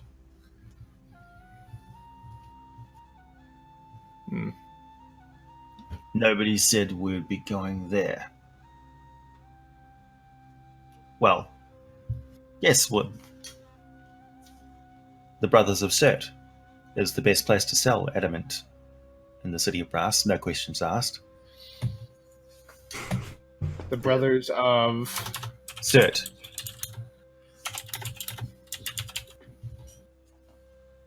There's always repercussions dealing with them. Repercussions we won't have to deal with. Would I remember anything about the Brothers of Cert? Nope. Okay.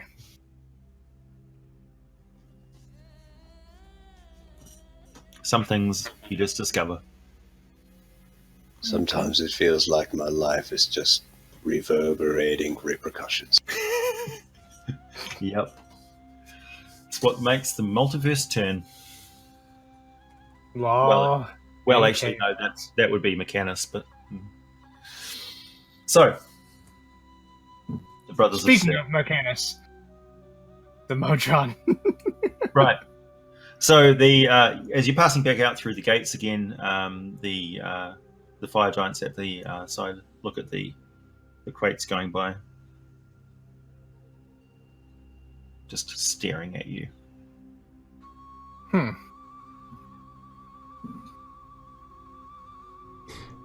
They don't like to see things that they own going away. Anyway, They own. That's unfortunate. They own everything. All right. Okay. They own everything. Yeah, they own everything. So, off you go. You go back and you encounter a small gallery of carved pumice with a somewhat sunburnt Freedom standing in the middle of it, looking around. He's fashioned for himself a tool belt of little bits of flint and stuff that he's found. Hello, That's it. Freedom. Enjoying your freedom? Yes. Good. I've been assessing my situation, and I have assembled a representation of relevant factors to my survival. Perhaps I could offer you employment. That would be acceptable.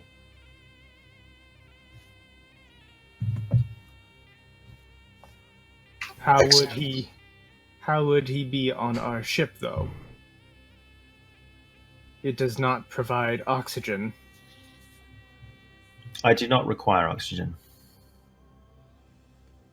I point my finger in the direction of the ship, and I say to Freedom, "What can point in every direction, but cannot reach its the destination by itself?" A compass. Close enough. A finger. He's good enough at it. You've learned to lie so quickly. I ask for my collar back.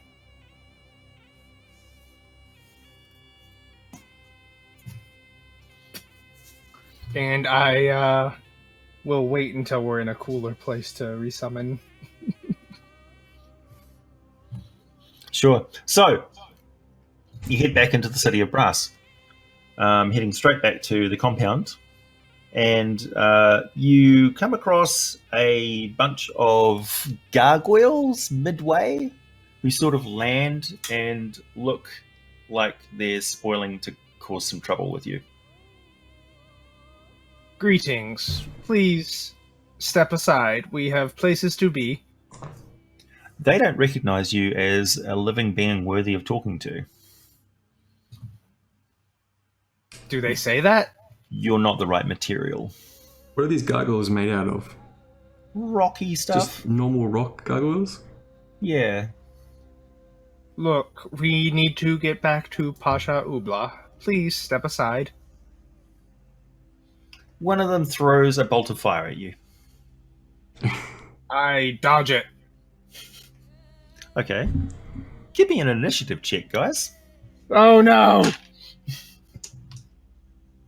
That's a 15? No, 16, because I got a +2. Nice. 4. It's 11. Yeah. Wrought is 11. Jada, could you take a note of the initiative order for me? 16 for Mark. 4 for Duncan. And 11 for me. 11 for Wrought. Okay, so 16 Mark, 4 Duncan, 11 Wrought.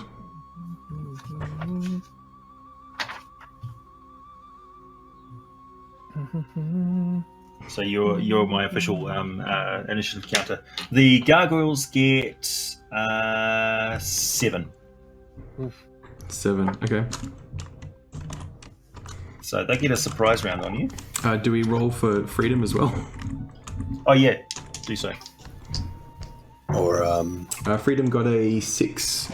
Does he have any bonuses to that? No. Okay. And gear as well. 12. 12, okay. And gear will be in charge of ordering the Galabdur. They don't recognize anybody else's authority.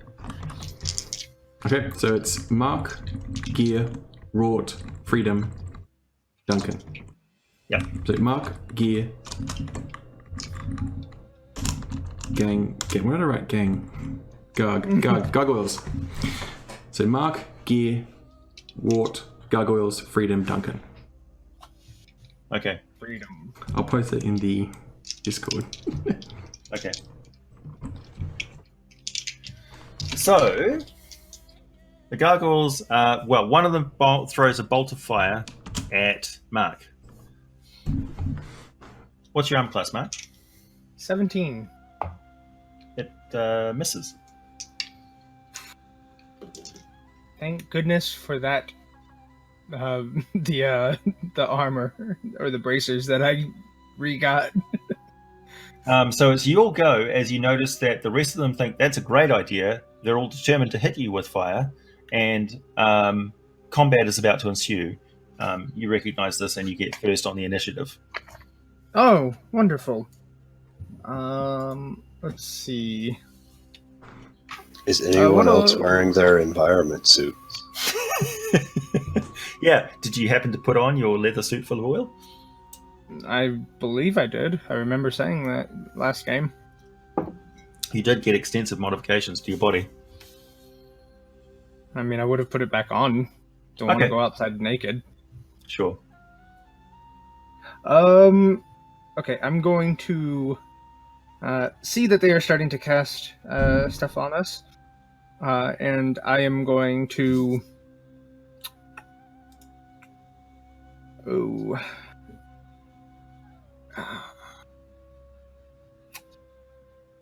I'm gonna grab out my my wand, and I am going to cast from it. Let's Okay. see. Take some grass. I should mention that these aren't naturally firing firebolts at you. It's not a gargoyle ability. They're using some sort of device to do so. Okay. I'm Like a going little- to, Pop gun. it's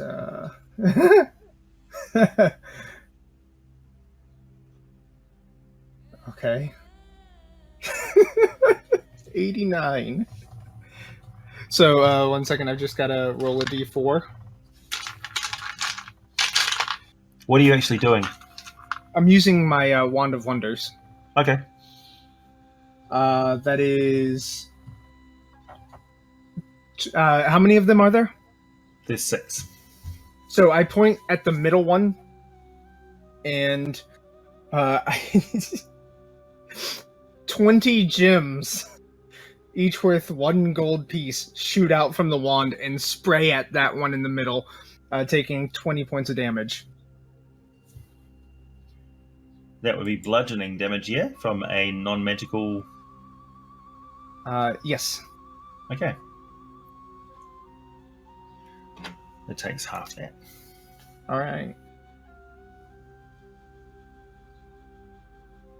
Are any of them in a line behind him?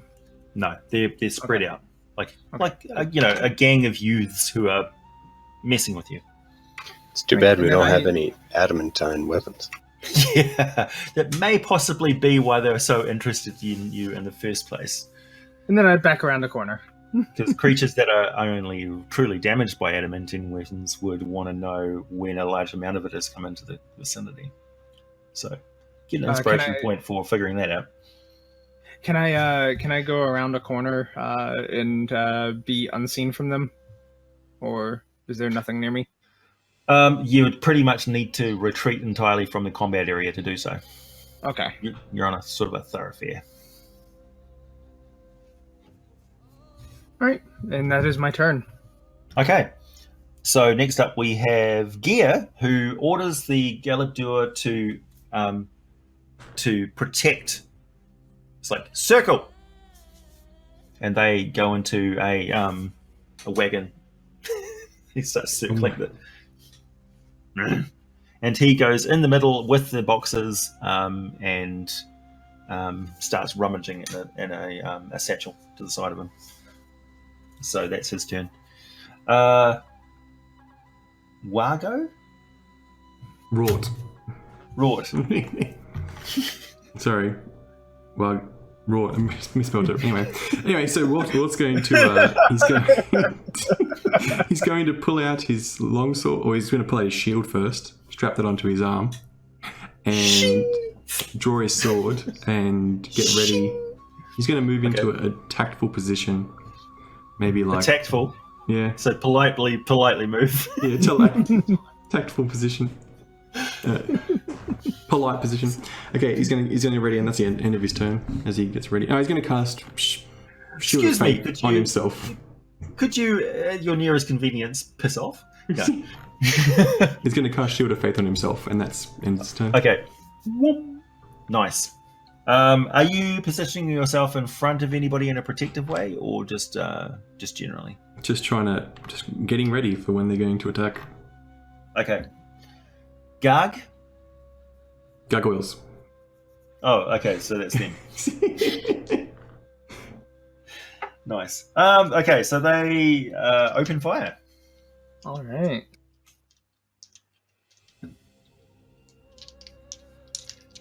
You're the only one really who has stepped forward. So you're as good a target as any.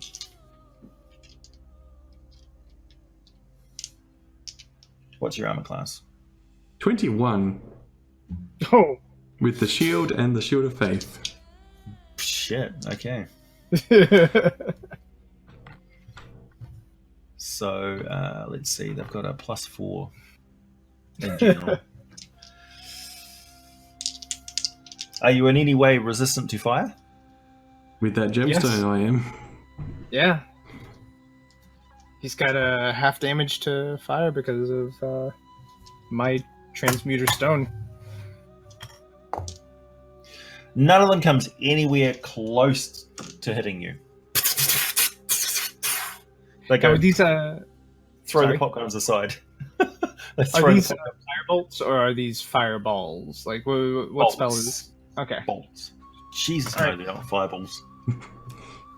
Well, obviously not, because they would be AoE. How much damage would? Yeah, six fireballs would do municipal damage, and they don't want that sort of heat coming down on them. What I mean are they fireballs? Or are they like scorching rays? Or are they just casting the cantrip? Fireballs. Okay. All right. Cool. So it's like a little cantrip gun. They just throw it aside. They seem to be losing interest. All right. You have damaged one of them, though. Remind me to pick that up. Did you come here for a fight, or did you come here to make a fool of yourselves? Oh, insults. Nice. Freedom goes, ah! And he throws a sword. Gets a 3, misses completely. It was a nice try. That is not an effective ranged weapon. Gear just goes. Perhaps someone effective in Freedom.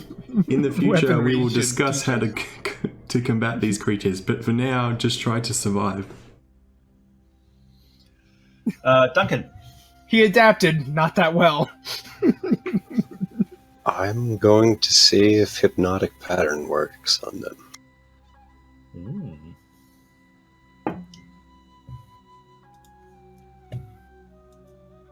So that would be wisdom.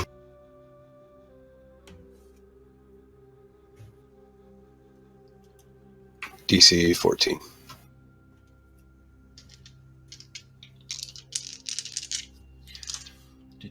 I believe that like stuns them.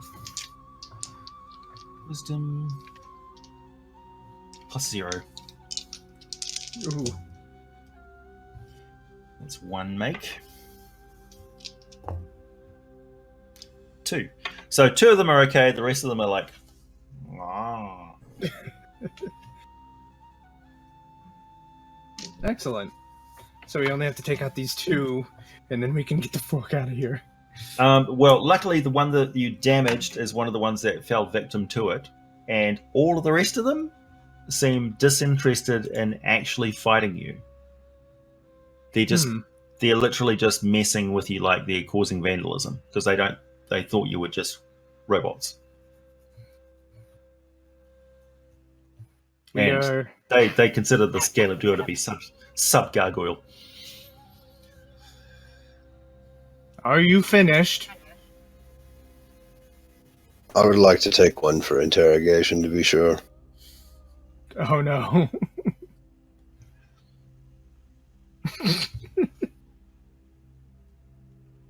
All right. So Mark, somebody could have sent them. It is your turn, Mark. I'm going to. You could end it all right now. I could. Just double checking a cantrip that I have real quick. DM says, "Are you sure you want to do that?"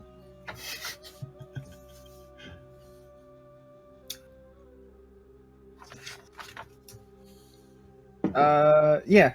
Okay. So I'm going to ready. I'm gonna ready acid splash for if any of them begin attacking us again, and then that's my turn. Okay.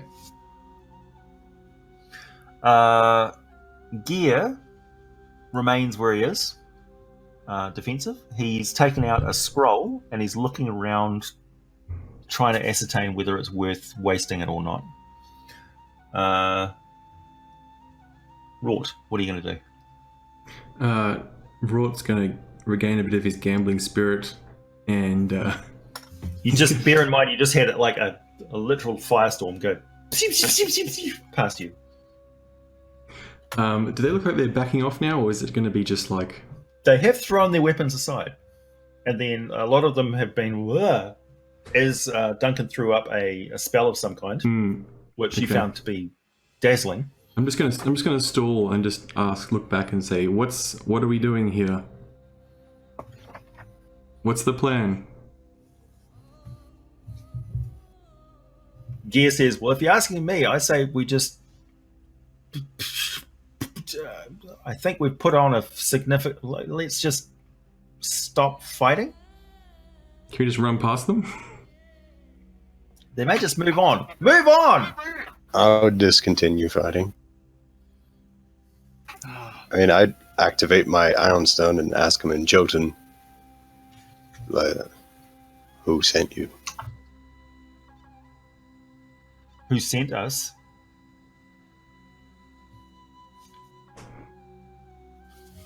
So the lead one is also bamboozled.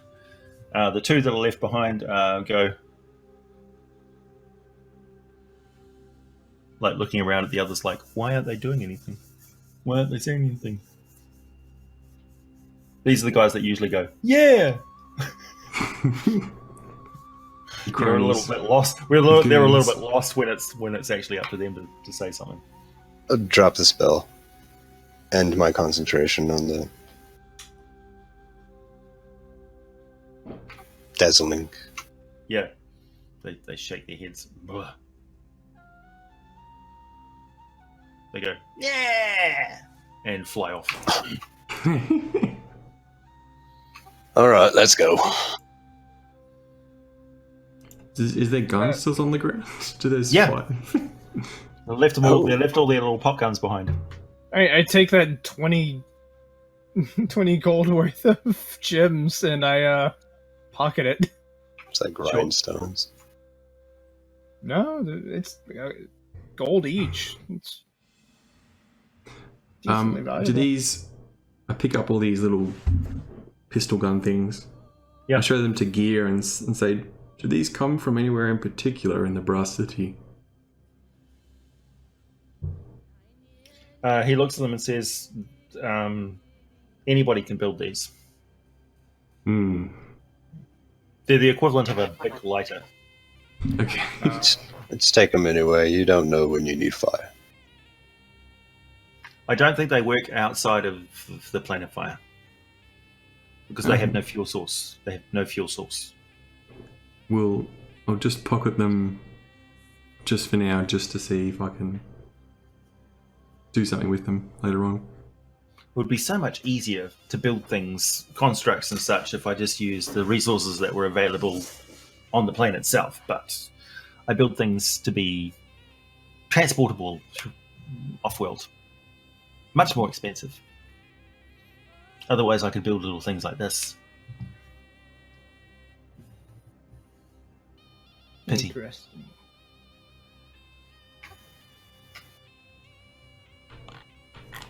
I have marketable skills. I'll just pick them up, Sure. sell them at like the nearest junk merchant. I'll So make as- sure I keep one of them. Okay.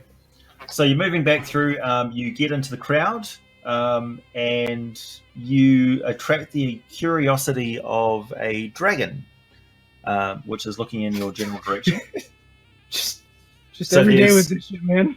Yeah, so it just like there's a swoop, and you feel like a queebly sensation. Queebly, that's a word. Queebly sensation in your insides. And this thing lands in front of you. Like at first you think big demon, and then no, its wings tuck back, and it's a dinosaur, and then it's got a big long snake tail, and then it turns around, and this intelligent looking face looks at you, and you're like, What color? this is red-ish. Oh. It's Oh no. yeah. How big is it? It's adult sized. It's not as impressive as you thought red dragons should look. You thought red dragons were like really proud and stuff. This thing's kind of hunched and feral looking. Is this the stepmother of dragons? This one's got an orange look to it. Yeah, it's the stepmother of dragons.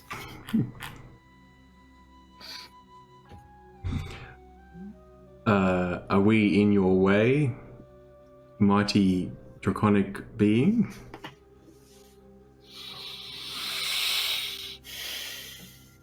Who do you work for? I look to Gear. Gear nods. Pasha Ubla?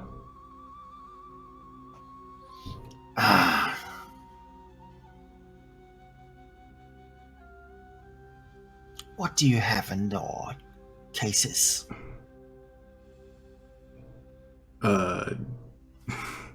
Good question. Various things to deliver. Be specific. We have not opened them. Now would be a good time to check. We were not given permission to open them. I am giving you permission. You are not Pasha Ubla. No. But who knows if you've been swindled unless you check. Damn smart, dragons.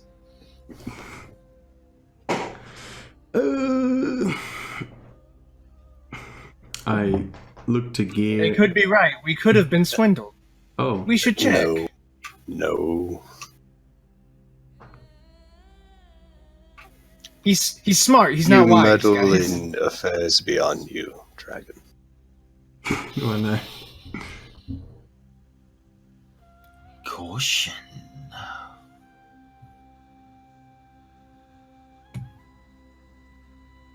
It would be wise to do as I ask. Perhaps you are looking for mercenaries. We are a traveling troupe. We have a ship. We call ourselves You have the my crew hands of the tied. generator. But know whose toes you're stepping on. I am not doing anything that would cause Pasha Ubla to be concerned.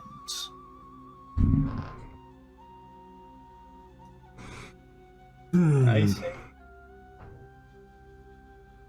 Well, he's just around the corner. Why don't you let us take it to him and we will open it there? Don't tell me what to do. I am not telling you what to do. I am suggesting that maybe it would be easier. Your I mean, suggestion is ignored. Open the chests. I'm Alright. going. I I'm grab going the to phone. go to. I'm gonna.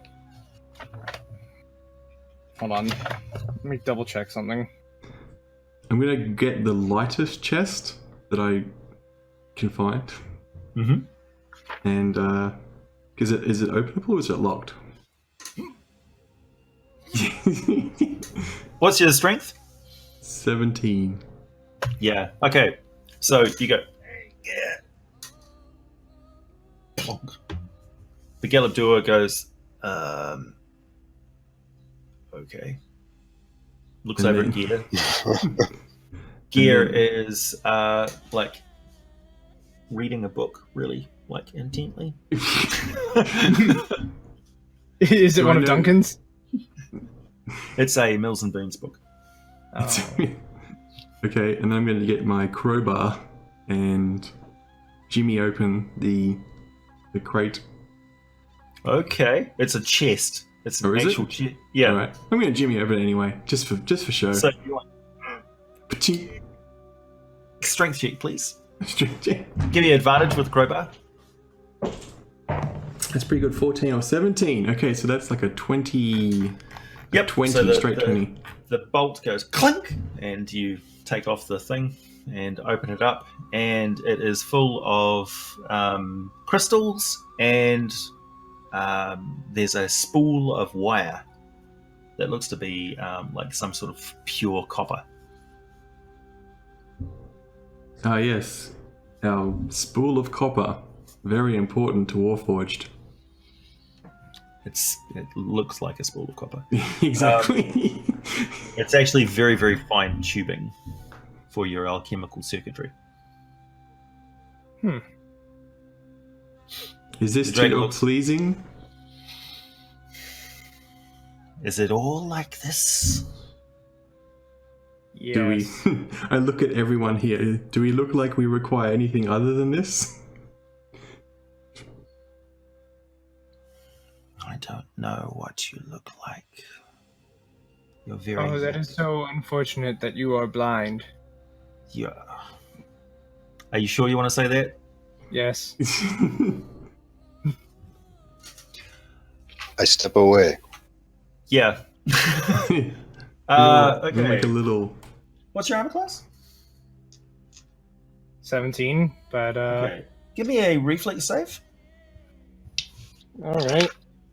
You mean dexterity check or dexterity save? That's a dexterity save. That's 18. Oh, Just a second. Napalm. No. So much worse.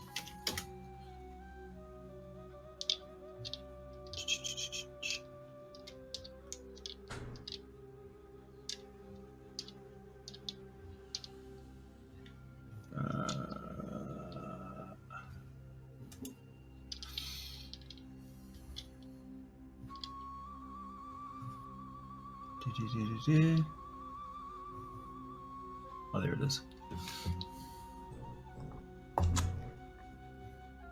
Oh. Okay, so What's you don't react in was the- time for the tail swat. What was the to hit on the tail? Let's see. That is 22.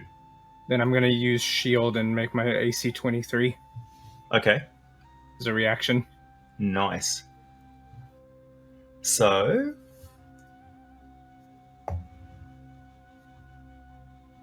do you weigh over 500 pounds? Probably. You reckon? Yeah, with all the metal in me now. Okay. Well, either way, you find yourself on a wall about 30 feet away.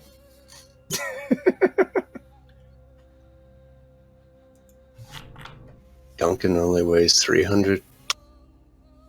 Yeah, I'm the Juggernaut model and I'm 450. So Yeah. Right, so- but I'm the original model of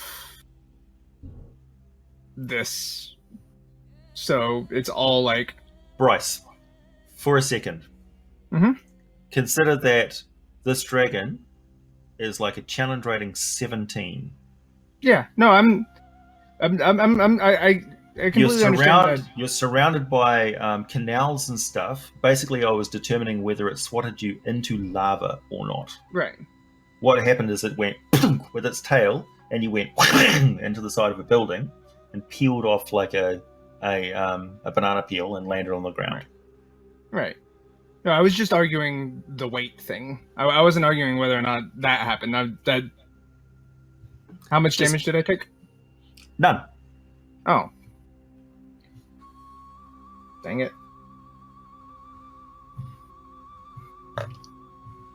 Alright.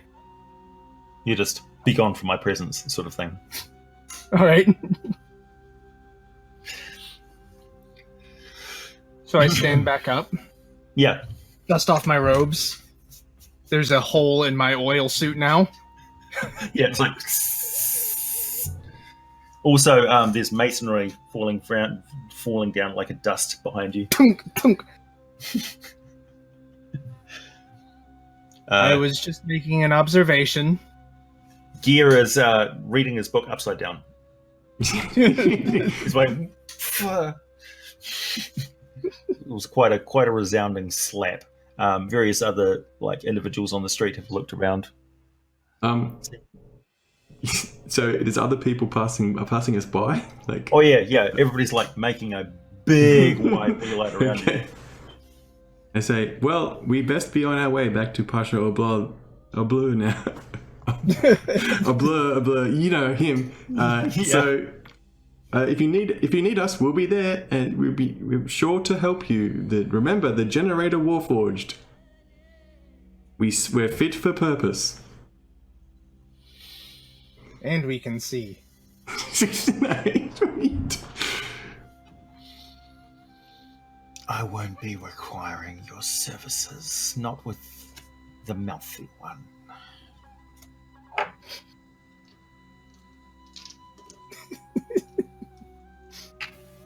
Good day.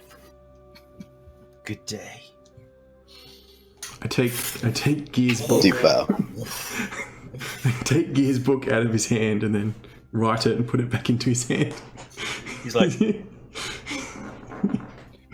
That's what you get for unlocking his memories. Now he remembers what a jackass he was. he looks over in the general direction of Mark and says, "Neural upgrade, definitely a neural upgrade."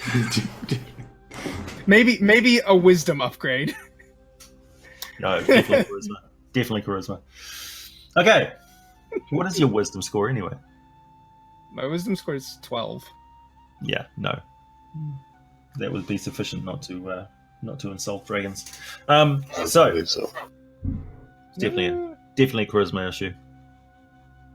It would have been lower, but I rolled a 12, and so I put a 12 in there. Yeah. Okay. So you make your way back to the compound, and essentially the married doesn't care what you're up to. You arrive back with your payment. I'm guessing we didn't get a name of that dragon. No, you Didn't have a little name tag on? No. No? Yeah. We have hi. a description. Okay. Hi, my name's Grix Lager. Welcome to Starbucks. You know, he's a Walmart. He's a just Walmart gonna- breeder. It doesn't gonna look go- like other orange dragons. I'm going to talk to Pasha and say, have you heard of a orange blind dragon of some kind in this? An orange dragon. Yes. None have come across. No, I haven't. I don't deal with dragons. It's probably a good thing considering our interaction with him. He was very rude. By the Well- way, you might want to reface your front wall. Oh, that wasn't Pasha's wall. That was somebody else's. Oh, okay. I hope you realize we've angered one of the most petty creatures in all of existence. I thought I was the most petty creature in existence. Seriously though. Hey, That's why I don't like dragons, because they confound my ego.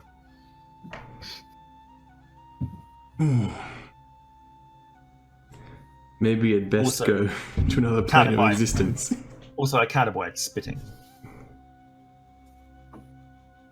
Those This ones one, yes. spit very, very bad fire. Mm. Very bad. fire that sticks to you till you are it. Yes, that's right. To the workshop then. Indeed. I follow them to the workshop. Nice. So, we will end our session with you guys basically doing an upgrade montage. It's a montage. It's a montage. Welding shit and doing exercises. Okay. And 500 years of dust out of things. yeah. So my charisma is now 8. Right? Fantastic. A world of improvement. Freedom is rapidly acquiring knowledge, and he's sounding more and more like Duncan every minute. Okay. This is an issue. Yeah. He seems to be been imprinted somehow. I show him how to use a sword. Mhm. This is the sharp end, and this is the not sharp end. He's You not hold- very interested in the sword. He is interested in crossbows. Oh, okay. Have a I crossbow. actually have I have a crossbow as well that I don't use. Do you want it? Are you giving me the crossbow? Absolutely.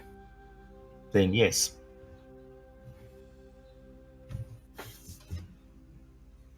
And 20 bolts. This is my crossbow. There are many like it, but this one is mine. Okay, Can we I'll catch you next week, guys. Can we quote that on our ship? I get Sure. it written on the generator. There. There are many ships like it, but this is So, ours. Well, with me, no. it can do one thing. Without it, I can do 4 things. All right. All Catch you good. next week.